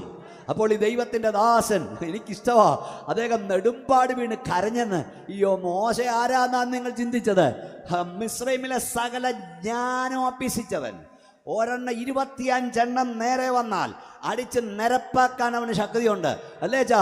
മിസ്രൈമിൽ വെച്ച് ഒരുവൻ ചെന്നപ്പം അവനെ ഒറ്റയടിക്ക് കൊന്ന് മരുഭൂമിയിലെ മണ്ണ് മാറ്റി കുഴിച്ചിടാൻ തക്ക കായബലമുണ്ട്. ചുമ്മാതൊന്നും മരുഭൂമിയിലെ മണ്ണ് മാറ്റാനൊക്കത്തില്ല. ആ മണ്ണ് മാറ്റി കുഴിച്ചിടാൻ ശക്തിയുള്ളവനെ ദൈവം തമ്പുരാൻ എവിടേക്ക് വിട്ടു? മരുഭൂമിയിലേക്ക് വിട്ടു. ആടിൻ്റെ പുറകിന് വിട്ടു. മര്യാദ പഠിപ്പിച്ചു, സഹിഷ്ണുത പഠിപ്പിച്ചു. അഭിഷക്തനെ കുറിച്ച് എഴുതി, എൻ്റെ ദാസനായ മോശയോ. പറഞ്ഞാട്ടെ ദൈവാസന്മാരെ, ഭൂലോകത്തിലുള്ള സകല മനുഷ്യരിലും അതിസൗമ്യൻ. ഏതോ ഒരു ദൈവദാസൻ പറഞ്ഞ പോലെ ഈ മോശയുടെ പഴയ സ്വഭാവം വെച്ച് വിട്ടിരുന്നെങ്കിലേ മക്കളെ സകല എണ്ണത്തിനെ മോശ തന്നെ തല്ലിക്കൊന്നേനെ. ഓരോ അടി കൊന്നതായിട്ട്. അതുകൊണ്ട് അവൻ്റെ സ്വഭാവം മാറ്റി തമ്പുരാൻ വിട്ടു. ഈ മോശ 30 വന്നാൽ ഒന്നിച്ച് നേരിടാനുള്ള കായബലമുള്ള മോശയെക്കുറിച്ച് വായിച്ച് ഞാൻ കരഞ്ഞു. അവൻ്റെ നേരെ ജനമെല്ലാം കൂടെ വന്നപ്പോൾ അവൻ നെടുമ്പാട് വീട് കരഞ്ഞു. അതാണ് യഥാർത്ഥ ലീഡർഷിപ്പ്, അതാണ് യഥാർത്ഥ നേതാവ്. കണ്ടത്തടിക്ക് മുണ്ടത്തടി എന്ന് പറയുന്നവനല്ല, എന്നെ നോണ്ടിയാൽ ഞാൻ മാന്തുവെന്ന് പറയുന്നവനല്ല ആത്മീയൻ. ഏതു പ്രതിസന്ധി വന്നാലും മുട്ടിമേൽ നിൽക്കുന്നവനാണ് ആത്മീയൻ. ഒന്ന് ശക്തിയോടെ സ്വോത്രം പറയാം അമ്മമാര്. അപ്പോൾ എന്താ സംഭവിച്ചെന്നറിയാമോ? മോശെ കല്ലെറിഞ്ഞ് കൊല്ലാൻ വന്നപ്പോൾ അവൻ നെടുമ്പാട് വീണ് കരഞ്ഞപ്പോൾ യഹോവയുടെ തേജസ് ഇറങ്ങി. നിന്നെ തൊട്ടാൽ ഇടപെടുന്ന ഒരു സ്വർഗത്തിലുണ്ട്. കയ്യൊന്ന് അടിച്ച് ശക്തിയോടെ ദൈവത്തെ ആരാധിക്കുക. സ്വത്രം. ഞാൻ പറയാൻ വന്ന അതല്ല ദൈവദാസ. 3 തവണ തമ്പുരാൻ പറഞ്ഞു, എന്നെ വിട്, ഞാൻ ഇവരെ കൊല്ലട്ടെ. അപ്പോൾ ദൈവത്തിന്റെ അഭിഷക്തൻ നെടുമ്പാട് വീണു. മോശ പറഞ്ഞു, എന്നെ കൊന്നു, ഈ ജനത്തെ കൊല്ലരുത്. മോശയുടെ മധ്യസ്ഥതയാൽ ഇസ്രായേലിനെ ദൈവം വെറുതെ വിട്ടു. വല്ലതും മനസ്സിലാകുന്നുണ്ടോ? പ്രിസ്പറ്റയുടെ മിടുക്കോ കൗൺസിലിന്റെ ഫണ്ടേ ഇടമോ അല്ല. ഇതിനകത്ത് മുറുക്കി ഉടുത്ത് കരയുന്ന പാവപ്പെട്ട ദൈവമക്കളുണ്ട്. അതുകൊണ്ടാണ് ഈ പ്രസ്ഥാനങ്ങൾ നിലനിൽക്കുന്നത്. എല്ലാവരും ശക്തിയോടെ ആത്മാവിൽ ദൈവത്തെ ആരാധിക്കുക. ഞാൻ പറഞ്ഞത് ശരിയാണ്, ദൈവത്തെ സ്തുതിച്ചാൽ മതി. നിന്റെ കണ്ണുനീരിന് ശക്തിയുണ്ട്. മാനസാന്തരത്തിന് അവസരം കൊടുക്കും. ന്യായവിധി താമസിപ്പിക്കപ്പെടും. സ്തോത്രം. അതുകൊണ്ട് കരച്ചിൽ നിർത്തരുത് കേട്ടോ. ഇത്രയും നാളത്ത് കരഞ്ഞിട്ട് എന്നാ ഫലമെന്ന് നീ ചിന്തിക്കുന്നുണ്ടോ? അവിടെ എത്തുമ്പോൾ അറിയുന്നേ. സ്തോത്രം. ഒന്ന് കൈ ഉയർത്തിക്കേ. ഞാനെപ്പോഴും പറയും, ഈ ദൃശ്യവിടുതലിനേക്കാൾ വലുതാണ് അദൃശ്യവിടുതൽ. ഇവിടെ ഞാൻ ഇന്ന് രാവിലെ ഞങ്ങളുടെ മാസികമൊക്കെ ഒരു ഉണർവ്യൂഹങ്ങളാണ്. കയറി നിന്നാൽ മതി, മാസ്റ്റർക്കൊക്കെ അറിയാം. സ്തോത്രം. അപ്പം ഞാനിവിടെ ശക്തിയോട് ഇതിൽ പ്രസംഗിച്ചിട്ടാണ് ഇങ്ങോട്ട് വന്നിരിക്കുന്നത്. ഞാൻ പറയാറുണ്ട്, ഈ കുറിപ്പൊന്നുമല്ല, കയറി നിൽക്കുമ്പോൾ ഇപ്പോൾ പരിശുദ്ധാത്മാവ് തരിക. അതുകൊണ്ട് ഈ പിള്ളേരൊക്കെ ഇതങ്ങ് കൊണ്ടുപോവാം. 30,000, 60,000, 80,000, 1 ലക്ഷം, 2 ലക്ഷം ഒക്കെ ആളുകളാണ് ഇപ്പം മെസ്സേജ് കേട്ടുകൊണ്ടിരിക്കുന്നത്. കട്ടിങ് ഇങ്ങനെ പോകുകയാണ്. ഹല്ലേലൂയ. ഞാൻ പറയാൻ വന്നത്, ഇടിവിൽ നിൽക്കാൻ ആളുണ്ടോ? മുട്ടിമേൽ നിൽക്കാൻ ആളുണ്ടോ? Praise the Lord. ന്യായവിധി താമസിപ്പിക്കപ്പെടും. പക്ഷപാതം ചെയ്യാൻ ആളുണ്ടോ? കരയാൻ ആളുണ്ടോ? ഹല്ലേലൂയ. ന്യായവിധി താമസിപ്പിക്കപ്പെടും. കരയുന്ന നിന്നെ ആരും കാണുന്നില്ലെങ്കിലും കാണുന്നൊരു സ്വർഗമുണ്ട്. പ്രാർത്ഥിക്കുന്നതിനെ ആരും കാണുന്നില്ലെങ്കിലും കാണുന്നൊരു ദൈവമുണ്ട്. കൈയടിച്ച് ശക്തിയോടെ ദൈവത്തിന് സ്തോത്രം പറഞ്ഞാട്ട്. യെസ്. ഞാൻ പറഞ്ഞു വരുന്നത്, ഒന്നുകിൽ ലോകാവസാനം അല്ലെങ്കിൽ ജീവാവസാനം. ഇത് രണ്ടിലാരും ഏത് നിമിഷവും സംഭവിക്കാം. ഇന്ന് രാത്രി ഞാൻ നിങ്ങളോട് ചോദിക്കുന്നു, വീടോടടുത്തു എന്ന് കേൾക്കുമ്പോൾ സന്തോഷമാണോ ദുഃഖമാണോ? ഒന്നും കേട്ടില്ല. ചിലരുടെ ഇരിപ്പ് കണ്ടിട്ട് ആകെ ദുഃഖമാണെന്ന് തോന്നുന്നു. വീടോടടുക്കുന്നു എന്ന് കേൾക്കുമ്പോൾ സന്തോഷമാണോ ദുഃഖമാണോ? എനിക്ക് സന്തോഷമാണ്. ഞാൻ സ്ഥിരയാത്രികനാണ്, എപ്പോഴും യാത്ര ചെയ്യുന്നവനാണ്. ഈ റോഡിൽ കൂടെ ഒക്കെ രാത്രി 12 മണിക്കോ 1 മണിക്കോ ഒക്കെ യാത്ര ചെയ്യും. ഞാൻ സാധാരണ പറയാറുണ്ട്, ഈ വിദേശത്തൊക്കെ ചെല്ലുമ്പോഴേ എയർപോർട്ടിൽ നിന്ന് സ്വീകരിച്ച് തിരിച്ച് കയറി വിടും വരെ കൈവെള്ളം കൊണ്ട് നടക്കാൻ ആളുണ്ട്, അല്ലെ അതുപോലെ സംരക്ഷിക്കാൻ ആളുണ്ട്. എൻ്റെ വീടിനേക്കാൾ വലിയ വീട്ടിലും എൻ്റെ വീട്ടിലെ ഭക്ഷണത്തേക്കാൾ നല്ല ഭക്ഷണവും കിട്ടാറുണ്ട്. പക്ഷേ എപ്പോൾ ഏത് രാജ്യത്ത് ഇറങ്ങിയാലും എൻ്റെ ചിന്ത എപ്പം വീട്ടിൽ പോകാമെന്ന, എപ്പം വീട്ടിലെത്താവുന്ന സന്തോഷം പാസ്. കാരണം ഞാൻ അവരോടൊക്കെ പറയും, എത്രയോ വർഷം മുമ്പ് നമ്മൾ ദോഹയിലല്ലേ, 30-35 വർഷം മുമ്പ്. അപ്പം ഞാൻ പറയും, നിങ്ങളിവിടെ പെർമനൻ്റ് വിസക്കാരും ഞാൻ ഇവിടെ വിസിറ്റിംഗ് വിസക്കാരനുമാണ്. പിന്നെ ഞാൻ പറഞ്ഞില്ലേ, ഈ ഇവിടുന്ന് ഈ വഴിക്കൊന്ന് അങ്ങോട്ട് പോകാമെങ്കിൽ വണ്ടി ഓടിക്കുന്ന സഹോദരൻ്റെ കൂടെ ഉണ്ട്. മാവേലിക്കര എടുക്കുമ്പോൾ ഞാൻ പറയും, ഇനിയും 15 മിനിറ്റ് കൂടെ, ഇനിയും 15 മിനിറ്റ്. എന്തിനാ സാമേ? വീട്ടിലെത്താം. നിങ്ങളുടെയൊക്കെ പേരല്ലേ എനിക്കറിയല്ലേ. തിരുവനന്തപുരത്ത് നിന്ന് വരുമ്പം കൊല്ലം എടുക്കുമ്പോൾ പറയും ഇനിയും 1 മണിക്കൂർ. ആലപ്പുഴയിൽ നിന്നാണെങ്കിൽ എറണാകുളത്ത് നിന്നാണെങ്കിൽ ആലപ്പുഴ വരുമ്പോൾ പറയും 1 മണിക്കൂർ. കായംകുളം എത്തുമ്പോൾ പറയും ഇനിയും 3 മിനിറ്റ്. എന്തിനാച്ചാ? ഒന്ന് പറയുന്നേ, വീട്ടിലെത്താ. വീടോട് അടുക്കുന്നത് കേൾക്കുമ്പോൾ ദുഃഖമാണോ സന്തോഷമാണോ? യാത്ര ക്ലേശകരമാണെങ്കിൽ തീരാറായെന്ന് കേൾക്കുമ്പോൾ സന്തോഷമാണ്. യാത്ര സന്തോഷകരമാണെങ്കിൽ മുമ്പോട്ട് പോട്ടെന്ന് പറയും. സ്വോത്രം. ഞങ്ങളെയൊക്കെ സംബന്ധിച്ച് ചിലരെല്ലാം ചോദിക്കും, യാത്ര സുഖകരമായിരുന്നു? എൻ്റെ പൊന്നെ, ഇതൊന്നും ഇറങ്ങിയാൽ മതി. സ്വോത്രം. ഈ 3 മിനിറ്റിൻ്റെ കാര്യം പറഞ്ഞു. 3 മിനിറ്റാ. അതിനെക്കുറിച്ച് മർമ്മമുണ്ട് ദേവസ്വന്മാരെ. തിരുമ്പാശ്ശേരിയിൽ ഫ്ലൈറ്റ് ഇറങ്ങിയിട്ട് ഒരു കുടുംബം കായംകുളത്തെത്തിയിട്ട്, കറ്റാനം 10 കിലോമീറ്ററേ ഉള്ളൂ, കുറച്ച് അപ്പുറത്ത്. കായംകുളത്തെത്തി കാപ്പി ഇട്ടോളാൻ പറഞ്ഞു. ഇപ്പോൾ ഈ മൊബൈലുണ്ട്, അങ്ങനെ സംഭവം കാപ്പി ഇട്ടു. കായംകുളത്തി 2 മിനിറ്റ് കഴിഞ്ഞപ്പോൾ അടുത്ത വാർത്ത വന്നു, ഒരു ആക്സിഡൻറ്റിൽ 3 പേര് തീർന്നു. മനസ്സിലാകുന്നോ? 3 മിനിറ്റാ. വീടോടടുത്തിട്ടും വീട്ടിലെത്തിയില്ലെന്ന് വരരുത്. ഞങ്ങൾ ഈ രാത്രി യാത്ര ചെയ്യുമ്പോൾ ഒത്തിരി ചെറുപ്പക്കാരെ ആക്സിഡൻറ്റിൽ കിടക്കുന്ന കാണാം. ഈ ഹെൽമെറ്റിനകത്ത് തലയോട് പൊട്ടിയൊക്കെ. ഇതൊക്കെ ഒരു മർമ്മങ്ങളാണ്, മനസ്സിലാക്കിയാണോ ഈ പറയുന്നത്? ഈ തലച്ചോറ് ചെയ്തിലേക്ക് കിടക്കുന്ന കാണാം. അപ്പോൾ ഞാൻ പലരും പറയാറുണ്ട്, ഓരോ ആക്സിഡൻറ്റും നിനക്ക് തരുന്നൊരു മുന്നറിയിപ്പുണ്ട്. സൂക്ഷിച്ച് യാത്ര ചെയ്താൽ വീട്ടിൽ ചെല്ലാം. വല്ലതും മനസ്സിലാകുന്നോ? ദൈവദാസ, ദൈവപൈതലേ, പ്രസംഗിയൻ വീണു, പ്രവാചകൻ തകർന്നു, ഇന്നാര് വീണെന്ന് പറയുമ്പോൾ നിനക്കൊരു മുന്നറിയിപ്പ്. സൂക്ഷിച്ച് യാത്ര ചെയ്താൽ നിനക്ക് വീട്ടിൽ ചെല്ലാം.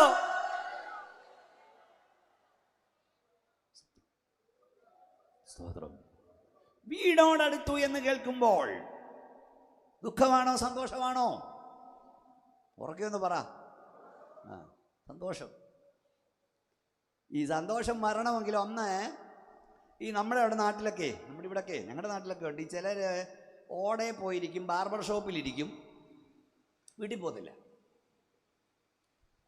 കടക്കാരൻ പറയട, ഞാൻ കടയടയ്ക്കാൻ പോവാ.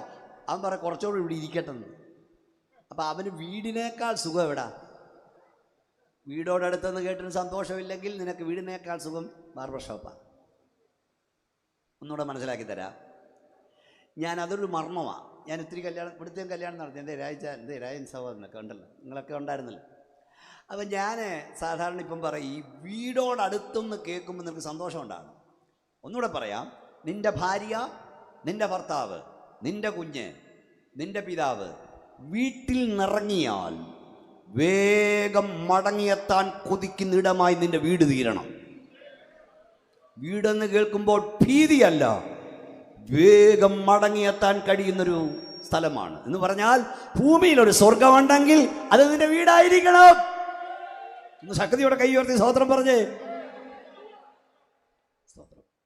3, സമയം പോയോണ്ട. വീടോടടുത്തു എന്ന് കേൾക്കുമ്പോൾ സന്തോഷമില്ലെങ്കിൽ അതിൻ്റെ അർത്ഥം ആ വീടിനെ കുറിച്ച് അറിയേണ്ടതുപോലെ ഇതുവരെ അറിഞ്ഞിട്ടില്ല. നമ്മുടെ കർത്താവ് പ്രപഞ്ചത്തിൻ്റെ ശില്പിയാണ്, പ്രപഞ്ചത്തിൻ്റെ തച്ചനാണ്.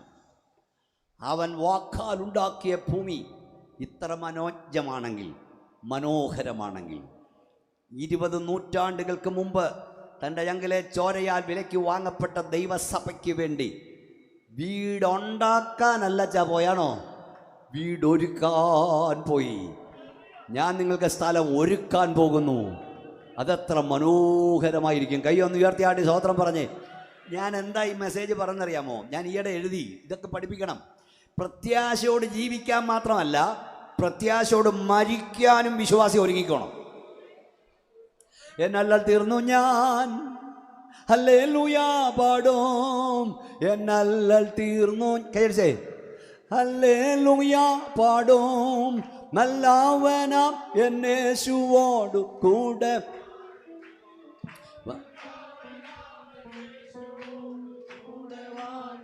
ഓ അവനിടം വിട്ടു ശരീരബദ്ധനായി, അവനിടം വിട്ടു ശരീരബദ്ധനായി, ലോകേ വലഞ്ഞു ഞാൻ വീടോടടുക്കുമേ, ലോകേ വലഞ്ഞു ഞാൻ വീടോടടുക്കുമേ. ഓ എൻ പ്രിയൻ പാർപ്പിടാം മനോഹരഹർമ്മ്യം, എൻ പ്രിയൻ പാർപ്പിടാം മനോഹരഹർമ്മ്യം, മുത്തുകളാൽ നിർമ്മിതമാം 12 ഗോപുരം, മുത്തുകളാൽ നിർമ്മിതമാം 12 ഗോപുരം. ഓ കണ്ടാനം തേച്ചിടാൻ നിത്യമായി വാണിടാൻ, കണ്ടാനം തേച്ചിടാൻ നിത്യമായി വാണിടാൻ, എന്നാത്മാവു വാഞ്ചിക്കുന്നേ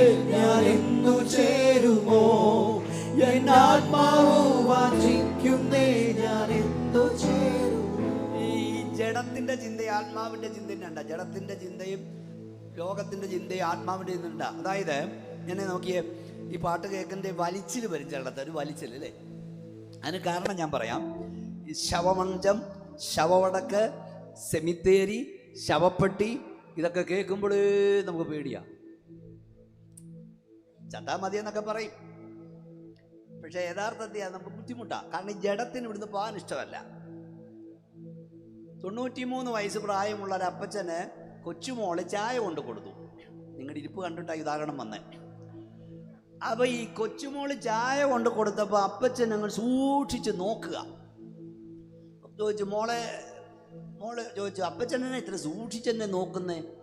ഉടനെ അപ്പച്ചൻ പറഞ്ഞു, വർഷങ്ങൾക്ക് മുമ്പ് നിന്റെ വല്യമ്മച്ചിയായിരുന്നു ചായ കൊണ്ട് തന്നത്, കുറെ കാലം മുമ്പ് നിന്റെ അമ്മയാണ് ചായ തന്നത്, ഇപ്പൊ നീയാണ് ചായ തരുന്നത്, നീ കൂടെ പോയാ പിന്നെ ആര് ചായ തരുമെന്ന് നോക്കുക.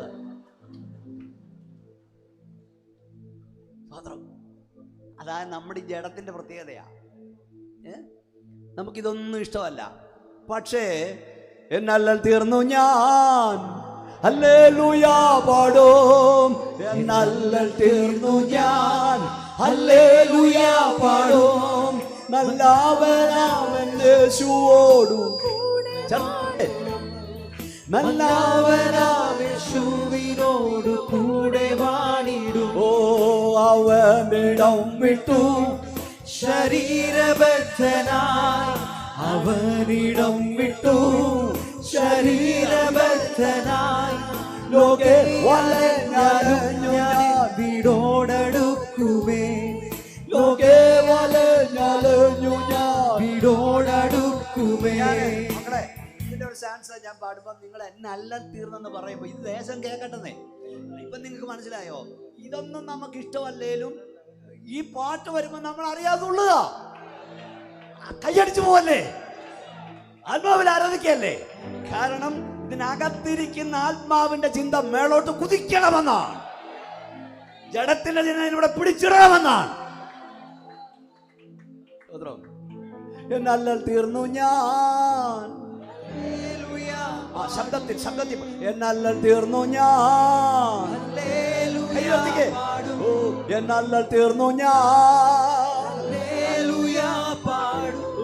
എന്നല്ലൽ തീർന്നു ഞാൻ, എന്നല്ലൽ തീർന്നു ഞാൻ, വല്ലഭനാമൻ യേശുവോടു കൂടെ വാണിടും, വല്ലഭനാമൻ യേശുവോടു കൂടെ വാണിടും. ഓ അവനിടം വിട്ടു ശരീരബദ്ധനായി, അവനിടം വിട്ടു ശരീരബദ്ധനായി, ലോകേ വലഞ്ഞു ഞാൻ വീടോടടുക്കുമേ, ലോകേ വലഞ്ഞു ഞാൻ വീടോടടുക്കുമേ.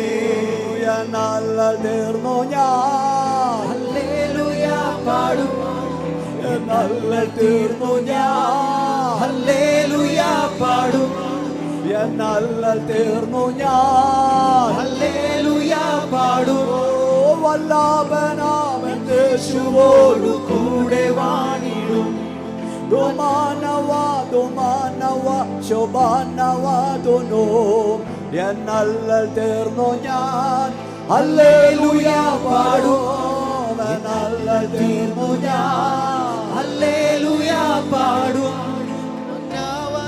യേശുവിനോട് കൂടെ വാണിടും യേശുവിനോട് കൂടെ വാണിടും. ജീവനോടെ ഇരിക്കുമ്പോൾ ഈ ഉറപ്പുള്ള ദൈവം ഇതിൽ ഒന്നുകൂടെ കയ്യെന്ന് അടിച്ച് ശക്തിയോടെ ദൈവത്തെ സ്തുതിക്കുക. പ്രത്യാശ ഭാവികാലം ഓർക്കുമ്പോൾ ഞങ്ങൾക്ക് ഞെട്ടലല്ല, ഭാവികാലം ഓർക്കുമ്പോൾ ഞങ്ങൾക്ക് സന്തോഷമാണ്. ഈ തൻ്റെ ഇടത്തോട് വേണം ജീവിക്കാൻ. വീടോടടുക്കുന്നു കേൾക്കുമ്പോൾ സന്തോഷമാണ്. എപ്പോഴാലും ഞങ്ങൾ പോകണം.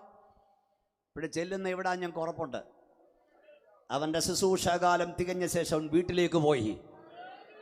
ഈ തൻ്റെ ഇടമുള്ളവരൊന്നുകൂടെ കൈ ഉയർത്തിയാട്ടിക്ക് പ്രാപിച്ചോണം. Time is at hand, now is the time. വർഷങ്ങൾക്ക് മുമ്പ് ഞാൻ അമേരിക്കയിൽ ഒരു കോൺഫറൻസിൽ പ്രസംഗിക്കുമ്പോൾ സമയമെടുത്തു എന്ന വിഷയം അവർ പ്രസംഗിക്കാൻ തന്നു. ഞാൻ പ്രസംഗിച്ചു. 30ഓളം കാര്യങ്ങൾ ദൈവസഭയെ ഓർപ്പിക്കാൻ പരിശുദ്ധാത്മാ പറഞ്ഞു. വലിയ റിവൈവൽ അവിടെ ഉണ്ടായി. അത് പുസ്തകമാക്കി. ചിലർ കാണും. സമയമെടുത്തു.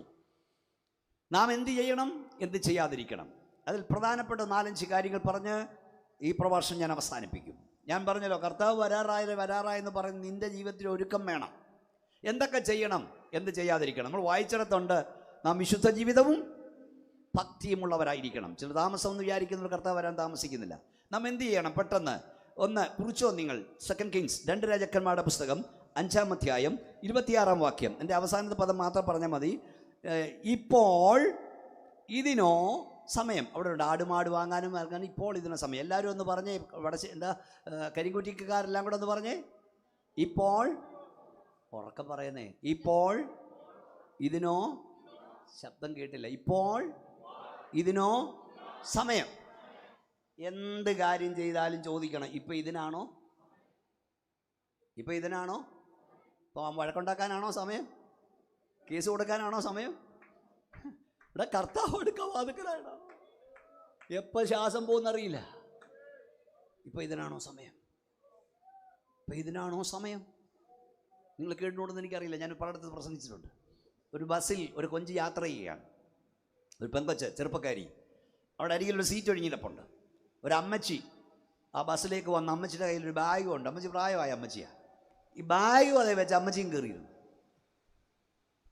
എന്നിട്ട് ഈ കുഞ്ഞിനെ, ഈ പെങ്കൊച്ചിനെ 10-20 വയസ്സുള്ളവളെ തിക്കുക. അപ്പോൾ ഒരുത്തൻ ചോദിച്ചു, കൊച്ചേ നിനക്ക് ഈ അമ്മയോട് പറയരുതോ ബാഗെടുത്ത് താഴെ വെക്കാൻ? ഉടനെ ഈ കൊച്ചു പറയാണ്, ഞാനിതിലെ യാത്രക്കാരിയാണ്. ഞങ്ങൾ 2 പേരും യാത്രക്കാരാണ്. ആദ്യം ഞാനാണോ ഇറങ്ങുന്നത്, ഈ അമ്മയാണോ എന്ന് എനിക്ക് അറിഞ്ഞുകൂടാ. ഞങ്ങൾ തമ്മിൽ ഇതിനകത്ത് അല്പസമയമേ ഉള്ളൂ. ഈ സമയം വഴക്കുണ്ടാക്കാനുള്ളതല്ല. മനസ്സിലാകുന്നുണ്ടോ മോനെ? നിന്റെ പപ്പ നിന്റെ കൂടെ എത്ര നാൾ കാണുമെന്നറിയാമോ? നിന്റെ മമ്മി നിന്റെ കൂടെ എത്ര കാലം കാണുമെന്നറിയാമോ? നിന്റെ പാസ്റ്റർ നിന്റെ കൂടെ എത്ര കാലം ഉണ്ടെന്ന് നിനക്കറിയാമോ? വഴക്കുണ്ടാക്കാനുള്ള സമയമല്ല. എൻ്റെ 7ാമത്തെ വയസ്സിൽ എൻ്റെ അപ്പൻ്റെ ഡെഡ് ബോഡി മുമ്പിൽ നിന്ന് കരഞ്ഞവനാണ് ഞാൻ. ലോകത്തിലെ ഏറ്റവും വലിയ സഭയുടെ പാസ്റ്റർ പോൾ യോഗിച്ചോടൊപ്പം അമേരിക്കയിലെ ഏറ്റവും വലിയ കോൺഫറൻസിൽ ഞാൻ പ്രസംഗിക്കുമ്പോൾ എന്നോട് യാത്ര ചോദിക്കാതെ എൻ്റെ അമ്മ നിത്യത്തിലേക്ക് പോയി. എനിക്കറിയാം ജീവൻ്റെ വില, ബന്ധങ്ങളുടെ വില. ഞാൻ പലയിടത്തും പറഞ്ഞ് നിങ്ങൾ കേൾക്കും. കല്യാണങ്ങളിൽ കുഞ്ഞുങ്ങൾ മുതൽ എല്ലാവരും ഇരുന്ന് കരയും. ഞങ്ങളൊക്കെ കൊതിക്കുക, ഇച്ചിരൂടെ അപ്പനെ കിട്ടിയായിരുന്നെങ്കിലും. അമ്മ നീട്ട് വട്ടുതട്ടല്ലേ? ഇപ്പം ഇതിനാണോ സമയം? എപ്പോഴും ഓർത്തോണം, ഇപ്പം ഇതിനാണോ? കൈ ഉയർത്തിയൊരു സ്തോത്രം പറഞ്ഞേ. ഒരു കപ്പൽ ഒരു മഞ്ഞെട്ടിലിടിച്ച് ആടി വലയാൻ തുടങ്ങി. സാധാരണ ഈ കപ്പലുകൾ ലൈഫ് ബോട്ടുകൾ കയറ്റും. ഈ പ്ലെയിനിലൊക്കെ പോകുന്നവർക്കറിയാം, കയറിയ ഉടനെ നമ്മളോട് ഫ്ലൈറ്റ് അറ്റൻഡേഴ്സ് മുമ്പിൽ വന്നിരുന്ന് കൈക്കറി കാണിച്ചുകൊണ്ട് പറയും, ഇത്തിരി പേരല്ലേ ഇരിക്കുന്നവരാ. ഈ പ്ലെയിൻ അങ്ങോട്ട് പറന്ന് പോകുമ്പം ഓക്സിജൻ നഷ്ടപ്പെടാൻ സാധ്യതയുണ്ട്. അപ്പോൾ ഓക്സിജൻ മൂക്കിലോട് വെച്ച് ഭൂന്ന് വലിച്ചു കയറ്റണം. അടിയന്തരമായി ഇത് ലാൻഡ് ചെയ്യുമ്പോൾ അടിയന്തരമായി ഇത് വരും. അപ്പം പെട്ടിയും പ്രമാണമൊന്നും എടുക്കാതെ അതേ കൂടെ വന്ന് ഷൂന്ന് നിരങ്ങി ഇറങ്ങണം. അമേരിക്കയിൽ നിന്ന് വന്നാലും പാസ്പോർട്ട് പോലും എടുക്കരുത്, പെട്ടി എടുക്കരുത്, ഡോളർ എടുക്കരുത്, എല്ലാം കൊണ്ട് ചാടണം. നിങ്ങളുടെ ഇരിപ്പ് കണ്ടിട്ട് അതും കൊണ്ട് ചാടുമെന്ന് തോന്നുമല്ലോ. ഇത് ചിലപ്പോൾ കടലിൽ വീഴാൻ സാധ്യതയുണ്ട്. അപ്പോൾ ലൈഫ് ജാക്കറ്റ് എടുത്ത് നിങ്ങൾ ആദ്യം ഇടണം, പിന്നെ പിള്ളേർക്ക് ഇട്ട് കൊടുക്കണം. വിഷിലുണ്ട്, അതെടുത്ത് ഷൂ നൂതണം, ലൈറ്റിങ്ങിനെ കത്തിക്കണം. സത്യം പറഞ്ഞാൽ ദൈവദാസ, ഞാനിപ്പം കയറുമ്പോൾ ഇത് ശ്രദ്ധിക്കാറേ ഇല്ല. കാരണം എനിക്കറിയാം താഴോട്ട് പോയാൽ പിന്നെ പോക്കാം, പിന്നെ വിഷുവൂത്തും നടക്കത്തില്ല, ഒരു കുന്തവും നടക്കത്തില്ല. ഓരോ ടേക്ക് ഓഫും ഓരോ ലാൻഡിക്കും ദൈവത്തിൻ്റെ കൃപയാണ്. ഇത് കയറി പറ്റിയ ഇറങ്ങിയെങ്കിൽ കൃപ. ഒരു സ്വതന്ത്രം കേട്ടില്ലല്ലോ. അപ്പോൾ ഒരു ലൈഫ് കേട്ടോ ബോട്ട് പോവുക, ബോട്ട് ഇടിച്ചു. അപ്പം മുങ്ങാറായപ്പോൾ ലൈഫ് ബോട്ട് ഇറക്കി. എന്നിട്ട് ക്യാപ്റ്റൻ പറഞ്ഞു എല്ലാവരും ഇറങ്ങി ലൈഫ് ബോട്ടിലേക്ക് കയറാൻ പറഞ്ഞു. ഒന്നും എടുത്തേക്കല്ലെന്ന് പറഞ്ഞു. പെട്ടി എടുക്കരുത്, പ്രമാണം എടുക്കരുത്, ഒന്നും എടുക്കരുത്, വെറും കയ്യോട് ലൈഫ് ബോട്ടിലേക്ക് പോകാൻ പറഞ്ഞു. എല്ലാവരും ഡോളറും ചെക്കും പണവും സ്വർണവും പെട്ടിയും പ്രമാണവും എല്ലാം ഇട്ടിട്ട് ഓടുക ജീവരക്ഷയ്ക്ക് വേണ്ടി. എല്ലാവരും ഈ ലൈഫ് ബോട്ടിലേക്ക് ഓടുമ്പം ഒരുവൻ ആ കപ്പലിൽ നടന്ന് ആളുകൾ ഇട്ടിട്ട് പോയ സ്വർണവും ഡോളറും എല്ലാം വാരിക്കൂട്ട്. ആളുകളെ വെച്ചോടൂ, ഇയാൾക്ക് ഭ്രാന്താണോട്, ഇയാൾക്ക് ജീവൻ വേണ്ട, ഇവിടെ രക്ഷ വേണ്ടേട്. അപ്പോൾ അവൻ പറയാ, എൻ്റെ ആയുസിൽ ഇത്രയും സ്വർണവും വെള്ളിയും ഡോളറും ഞാൻ കണ്ടിട്ടില്ല, ഇതിനിടെ കിടന്ന് ചത്താലും വേണ്ടില്ലെന്ന്. എൻ്റെ ദൈവദാസ ചേട്ടൻ്റെ പരക്കം പാച്ചിൽ കണ്ടിട്ട് ഇതിനിടെ കിടന്ന് ചത്താലും വേണ്ടില്ലെന്ന്. സ്വോത്രം. ഇവിടെ നിനക്ക് ദൈവം തന്നൊക്കെ അനുഭവിച്ചോ, പക്ഷെ കാഹളനാദം കേൾക്കുമ്പോൾ ഇവിടുന്ന് മേളോട്ട് പറക്കാൻ തടസ്സമാകരുത്. ഏത് നിമിഷം ഇവിടുന്ന് പോകണം. ഇപ്പോൾ പറഞ്ഞേ ഇതിനോ, പറയുന്നേ ഇപ്പോൾ ഇതിനോ. 2 എല്ലാം കുറിച്ച് വീട്ടിൽ പോയി വായിച്ചാൽ മതി. ഉൽപ്പത്തി 30:30 എൻ്റെ സ്വന്തം നാടിനു വേണ്ടി എപ്പോൾ ഞാൻ കരുതും. ഇനി എന്നാ സ്വന്തം നാടിനു വേണ്ടി കരുതുന്നതെന്ന് എന്ന് പറഞ്ഞാൽ സുവിശേഷ വേല ഇനിയും ചെയ്യുന്നതെന്നാ? ഇനി എന്നാ സുവിശേഷ വേല ചെയ്യുന്നത്? ഇനി എന്നാ ആത്മാക്കളെ നേടുന്നത്? ഇനി എന്നാ നിത്യതയ്ക്കായി കരുതുന്നത്? ഒരു കൊച്ചനും അമ്മയും കൂടെ, എനിക്ക് കുറേ കൂടെ വിശദീകരിക്കുന്നുണ്ടായിരുന്നു, പക്ഷേ സമയത്ത് നിർത്തണമല്ലോ. ചന്തയിൽ പോയി, മാർക്കറ്റിൽ പോയി, ബേക്കറിയിൽ നിന്ന് നല്ല ഹലുവ വാങ്ങിക്കൊണ്ട് അമ്മ വന്നു. എന്നിട്ട് ഈ കൊച്ചിന് ഒരു കഷ്ണം മുറിച്ചു കൊടുത്തു ഹൽവ. ഈ ഹൽവ മധുരമുള്ളതാണ്, പക്ഷേ ഈ കൊച്ചൻ ഒന്ന് കടിക്കും കരയും, ഒന്ന് കടിക്കും കരയും, ഒന്ന് കടിക്കും കരയും. അമ്മ ചോദിച്ചു, എൻ്റെ കുഞ്ഞെ മധുരമുള്ള ഹലുവ നിന്നോട്ട് നീ എന്താ കരയുന്നേ? അവൻ പറഞ്ഞു, മമ്മി ഹലുവ നല്ലതാ, പക്ഷെ കടിക്കും തോറും തീരുക. മനസ്സിലായില്ലേ? ഓരോ ഞായറാഴ്ച കഴിയുമ്പോഴും തീരുക. നിങ്ങൾ ഇങ്ങനെ സന്തോഷത്തോടെ ഇരിക്കുന്നവരുടെ കാര്യം സുവിശേഷം ഇതാ. നിങ്ങൾ വിചാരിക്കുന്ന ഇത് കേൾക്കാനാണോ വിളിച്ചല്ലേ? അതായത് നമുക്കിനി ഈ ഭൂമിയിൽ എത്ര ദിവസം ഉണ്ടെന്നാണ് നമ്മൾ ചിന്തിച്ചേക്കുന്നത്? ദിവസം. ഒരു മനുഷ്യൻ്റെ ആയുസ് 70, ഏറെ ആയാൽ ഒന്ന് പറയുന്നേ 80.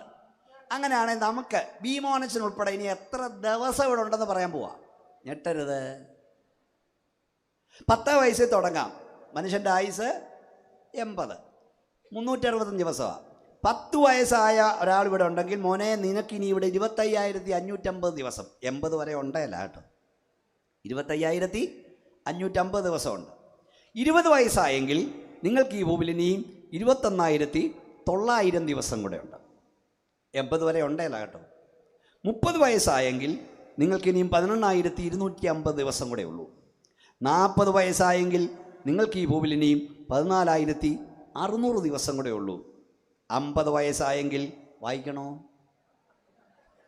ഇനിയും വായിക്കണോ മോനെ? വായിക്കണോടാ. 50 വയസ്സായെങ്കിൽ നിങ്ങൾക്ക് ഈ ഭൂമിയിൽ ഇനിയും 10,950 ദിവസം കൂടെ ഉള്ളൂ. 80 വരെ ഉണ്ടല്ല. 60 വയസ്സായെങ്കിൽ നിങ്ങൾക്കിനി 7,300 ദിവസം കൂടെ ഉള്ളൂ. 70 വയസ്സായെങ്കിൽ നിങ്ങൾക്കിനി 3,650 ദിവസം കൂടെ ഉള്ളൂ. അത് മുഴുവൻ കുഴമ്പും ലേഖ്യവും പദ്യവും. 80 വയസ്സായെങ്കിൽ ദൈവം നിങ്ങളെ ദീർഘായുസ് കൊണ്ട് തൃപ്തിപ്പെടുത്തട്ടെ. ഇത്രയേ ഉള്ളൂ. കടിക്കും തോറും ഓരോ ഞായറാഴ്ച കഴിയും തോറും പുറപ്പെട്ടിടത്തൂന്ന് ദൂരം കൂടിയൻ എത്തേണ്ടിടത്തോട്ട് അടുത്തുകൊണ്ടിരിക്കുക. ഇനി എന്ന് എൻ്റെ നിത്യതയ്ക്ക് വേണ്ടി ഞാൻ കരുതും. കൈ ഉയർത്തി ഒരു സ്തോത്ര ശക്തിയോട് പറയൂ. പിന്നെ അടുത്തത്, ഇവിടെ ഓരോരുത്തരും ചെയ്യുന്ന പോലെ നാം ചെയ്യരുത്. ആവർത്തനം 12:8-9 അത് വിവരിക്കാൻ നേരമില്ല. ഇവിടെ കാണിക്കുന്ന പോലെ നീ കാണിക്കരുത്. പിന്നെ ലോത്തിൻ്റെ ഭാര്യ ഓർത്തുകൊള്ളുകയും. ലൂക്കോസ് 17:32 എന്താ നമ്മുടെ കർത്താവ് പറഞ്ഞൊരു മുന്നറിയിപ്പാ. മിസ്റ്റർ ലോത്തിൻ്റെ വീട്ടിൽ പാർത്ത മിസ്സിസ് ലോത്ത് ഭക്തയാണെന്ന് എല്ലാവരും ചിന്തിച്ചു. പക്ഷെ കുടിയൊഴിക്കലിന് കാഹളം ധ്വനിച്ചപ്പോൾ ആരാരാന്ന് മനസ്സിലായത്. ഞാൻ പറഞ്ഞ മനസ്സിലാകുന്നുണ്ടോ? ഞാൻ പറഞ്ഞു തരാം. ഭാര്യയെ കളിപ്പിച്ച് ഭക്തി അഭിനയിക്കുന്ന ഭർത്താവിൻ്റെയും, ഭർത്താവിനെ കളിപ്പിച്ച് ഭക്തി അഭിനയിക്കുന്ന ഭാര്യയുടെയും, അപ്പനെയും അമ്മയും കളിപ്പിച്ച് ഭക്തി അഭിനയിക്കുന്ന മക്കളുടെയും പുറം മൂടികൾ കാഹളനാദത്തിങ്കൽ അഴിഞ്ഞു വീഴും. നമുക്ക് ഭക്തിയുടെ അഭിനയമല്ല, ഭക്തിയുടെ അനുഭവം അത്ര വേണ്ടത്. യോത്തിന്റെ ഭാര്യയെ പോലെ ആകല്ലേ. പിന്നെ പറഞ്ഞൊരു ഊണിന് ജ്യേഷ്ഠാവകാശം വിറ്റ് കളഞ്ഞ ഏശാവിനെ പോലെ ആകരുത്. ഒരു ഊണ് ജ്യേഷ്ഠാവകാശം വിറ്റു. എന്തോ ഒരു ഊണ്. അവനെ വിശന്ന് കയറി വന്നപ്പം പായസം കണ്ടപ്പം പറഞ്ഞു തരാം, പക്ഷേ ജ്യേഷ്ഠാവകാശം തരണം. അവൻ ചോദിച്ചു, ഈ ജ്യേഷ്ഠാവകാശം എനിക്ക് എന്തിനെന്ന് എന്ന് പറഞ്ഞാൽ ഈ ജ്യേഷ്ഠാവകാശം വില അവന് മനസ്സിലായില്ല. എന്താ ജ്യേഷ്ഠാവകാശം എന്ന് മനസ്സിലായോ? കുടുംബം, ഗോത്രം എന്നിവയുടെ ഭരണം, കുടുംബസ്വത്തിൽ ഇരട്ടിപ്പങ്ക്, മശിയാ ജനനം. അതായത് ജ്യേഷ്ഠാവകാശം ആർക്കുണ്ടോ അവൻ്റെ വീട്ടിലാണ് യേശു ജനിക്കാൻ പോകുന്നത്. മിശിക അവനൊരു പായസത്തിന് വിറ്റ് നിന്നത് യേശു കർത്താവിൻ്റെ വല്യപ്പച്ചനാകാനുള്ള ഭാഗ്യം. മക്കളെ, ഒരു പെണ്ണിനെ കെട്ടാൻ, ഒരു ചെറുക്കനെ കെട്ടാൻ ഈ നിത്യത കളയരുത്. അതേ ഇപ്പം ഞാൻ പറയുന്നുള്ളൂ. ഒരു ജ്യേഷ്ഠാവകാശം കളയരുത്. പിന്നെ സർപ്പം ഹവ്വായെ ഉഭയത്താൽ ചതിച്ചതുപോലെ ചതിക്കപ്പെടരുത്. രക്ഷിക്കപ്പെട്ടില്ലേലും കുഴപ്പമില്ല. കേട്ടോ മാന്യ സ്നേഹിതരെ, ദേശത്ത് വന്ന് നിങ്ങളെല്ലാം ഞാൻ കൈകൂപ്പി പറയാം. രക്ഷിക്കപ്പെട്ടില്ലേലും കുഴപ്പമില്ല, സ്നാനപ്പെട്ടില്ലേലും കുഴപ്പമില്ല, വേർപെട്ടില്ലേലും കുഴപ്പമില്ലെന്ന് പറഞ്ഞ് പിശാചി നിങ്ങളെ ചതിക്കരുത്. ഈ ഭൂമിയിൽ ജീവിച്ചിരുന്നവരിൽ മാനസാന്തരപ്പെടാൻ സ്നാനപ്പെടാൻ ആവശ്യമില്ലാത്ത ഒരാളുണ്ടായിരുന്നെങ്കിൽ യേശു കർത്താവായിരുന്നു. കരയണ്ടാത്ത ഒരാളുണ്ടായിരുന്നെങ്കിൽ യേശുവായിരുന്നു. ഉപവസിക്കേണ്ടാത്ത ഒരാളുണ്ടായിരുന്നെങ്കിൽ യേശുവായിരുന്നു. ആത്മശക്തി ആവശ്യമില്ലാത്ത ഒരാളുണ്ടായിരുന്നെങ്കിൽ യേശു കർത്താവായിരുന്നു. മാതാപിതാക്കൾ കീഴ്പ്പെടേണ്ടാത്ത ഒരാളുണ്ടായിരുന്നെങ്കിൽ യേശുവായിരുന്നു. യേശു ആത്മാവിൻ്റെ ശക്തിയോട് ഗലീല വിട്ട് മടങ്ങി. യേശുവിന് ആത്മശക്തി ആവശ്യമായിരുന്നെങ്കിൽ നമുക്ക് എത്രയധികം വേണം. യേശു കരഞ്ഞെങ്കിൽ നമ്മൾ കരയണ്ടേ? യേശു പ്രാർത്ഥിച്ചെങ്കിൽ നമ്മൾ പ്രാർത്ഥിക്കണ്ടേ? യേശു യോഹന്നാനാൽ യോർദാൻ നദിയുടെ കലക്കവെള്ളത്തിൽ ഇറങ്ങി മുങ്ങി. ആ കലക്കവെള്ളത്തിൽ ഞാൻ ഇറങ്ങി നിന്നിട്ടുണ്ട്. ആ സ്ഥലത്തൂടെ ഞാൻ സഞ്ചരിച്ചിട്ടുണ്ട്. പ്രിയപ്പെട്ടവരെ, ഈ ഭൂമിയിൽ ആരും സ്നാനപ്പെട്ടില്ലെങ്കിലും നീ സ്നാനപ്പെടണം. കാരണം യേശുവാണ് നിന്റെ മാതൃക. കർത്താവിൻ്റെ വരവിലെടുക്കപ്പെടണം. നിങ്ങൾ മാനസാന്തരപ്പെടണം, രക്ഷിക്കപ്പെടണം. രണ്ട് പിതാവിൻ്റെയും പുത്രൻ്റെയും പരിശുദ്ധാത്മാവിൻ നാമത്തിൽ നിമജ്ജന സ്നാനം സ്വീകരിക്കണം. 3 വേർപാട് വിശുദ്ധിയിൽ ദൈവത്തെ ആരാധിക്കണം. കൈ ഉയർത്തിയ ശക്തിയോട് ദൈവത്തിന് സ്തോത്രം പറയാം. സർപ്പം അവയവയത്താൽ ചതിച്ചതുപോലെ ചതിക്കപ്പെടരുത്. പിന്നെ മനോഹര ദേശത്തെ നിരസിക്കരുത്. സങ്കീർത്തനം പറഞ്ഞു, വേണ്ട, ഞങ്ങൾക്കത് വേണ്ട എന്ന് പറഞ്ഞു. ഏറ്റവും പ്രധാനം, ലാസ്റ്റ് ബട്ട് നോട്ട് ലീസ്റ്റ്, ഏതാണ് അവസാനം എന്ന് പറയാമോ? വീടോടെടുത്തിട്ടും വീട്ടിലെത്തിയില്ലെന്ന് വരരുത്. ആ വാക്യം ഒന്ന് വായിക്കണം. ആരാ മോളെ ഒന്ന് വായിച്ചോ? ആരാ സിസ്റ്ററോ ആരാ വായിക്കുന്നത്? ജനസിസ് ഉൽപ്പത്തി പുസ്തകം 35-ാം അധ്യായം വായിച്ച പുസ്തകം അടച്ചോ. 35-ാം അധ്യായം 16 വാക്യങ്ങൾ പെട്ടെന്ന് വായിച്ചാട്ടെ. ബേത്ലഹേമെ എഫ്രാത്തിലെത്തുവാൻ ബേഥേലിൽ നിന്ന് യാത്ര പുറപ്പെട്ടു. എഫ്രാത്തയിൽ എത്തുവാൻ അല്പദൂരം മാത്രമുള്ളപ്പോൾ റാഹേൽ പ്രസവിച്ചു. പ്രസവിക്കുമ്പോൾ അവൾക്ക് കഠിനവേദനയുണ്ടായി. അങ്ങനെ പ്രസവത്തിൽ അവൾക്ക് കഠിനവേദനയായിരിക്കുമ്പോൾ സൂതികർമ്മിണി അവളോട്, ഭയപ്പെടേണ്ട, ഇത് ഒരു മകനായിരിക്കുമെന്ന് പറഞ്ഞു. എന്നാൽ അവൾ മരിച്ചുപോയി. ജീവൻ പോകുന്ന സമയം അവൾ അവന് ബെനോനി എന്ന് പേരിട്ടു. അവന്റെ അപ്പനോ അവന് ബെന്യാമീൻ എന്ന് പേരിട്ടു.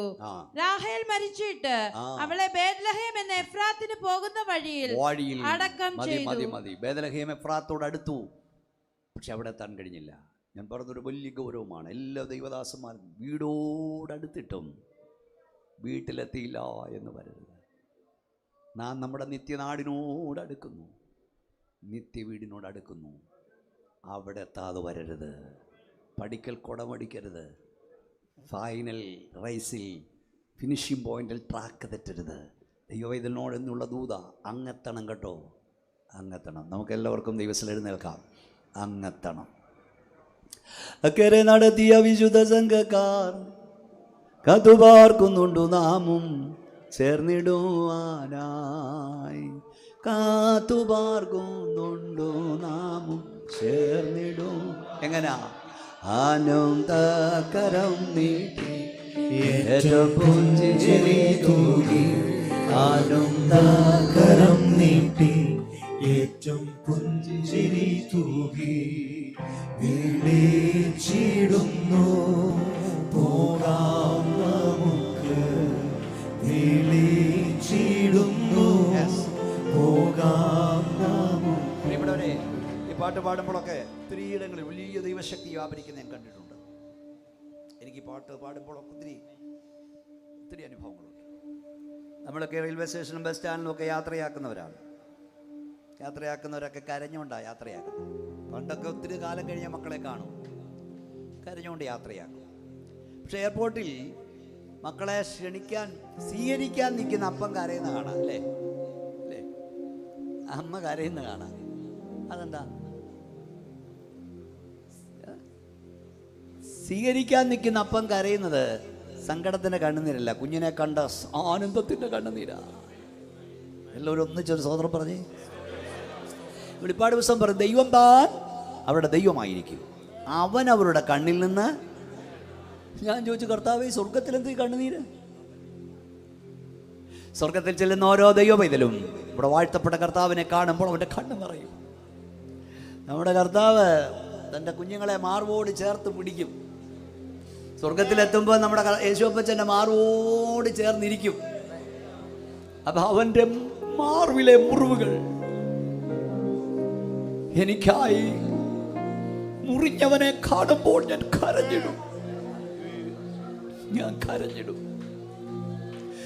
കർത്താവിന്റെ മാർവോട് ചേർന്നൊരു ദൈവവേദന നിൽക്കുമ്പോൾ അവൻ കരയും. അവനൊന്നും പറയാനില്ല യേശുപ്പച്ചനോട്. അപ്പൊ യേശുപ്പച്ചൻ മാർവോട് ചേർത്തിട്ട് ഇങ്ങനെ കൈകൊണ്ട് കണ്ണുനീര് തുടയ്ക്കും. അതോടുകൂടി കണ്ണുനീര് വരുത്തുന്ന ഒരു കണ്ണുനീർ ഗ്രന്ഥിയുണ്ട്, അത് തുടച്ചു കളയും. ഇനിയും മരണമുണ്ടാകില്ല, ഇനിയും ദുഃഖമുണ്ടാകില്ല, ഇനിയും മുറവിളി ഉണ്ടാകില്ല. ഇതാ ഞങ്ങളുടെ പ്രത്യാശ.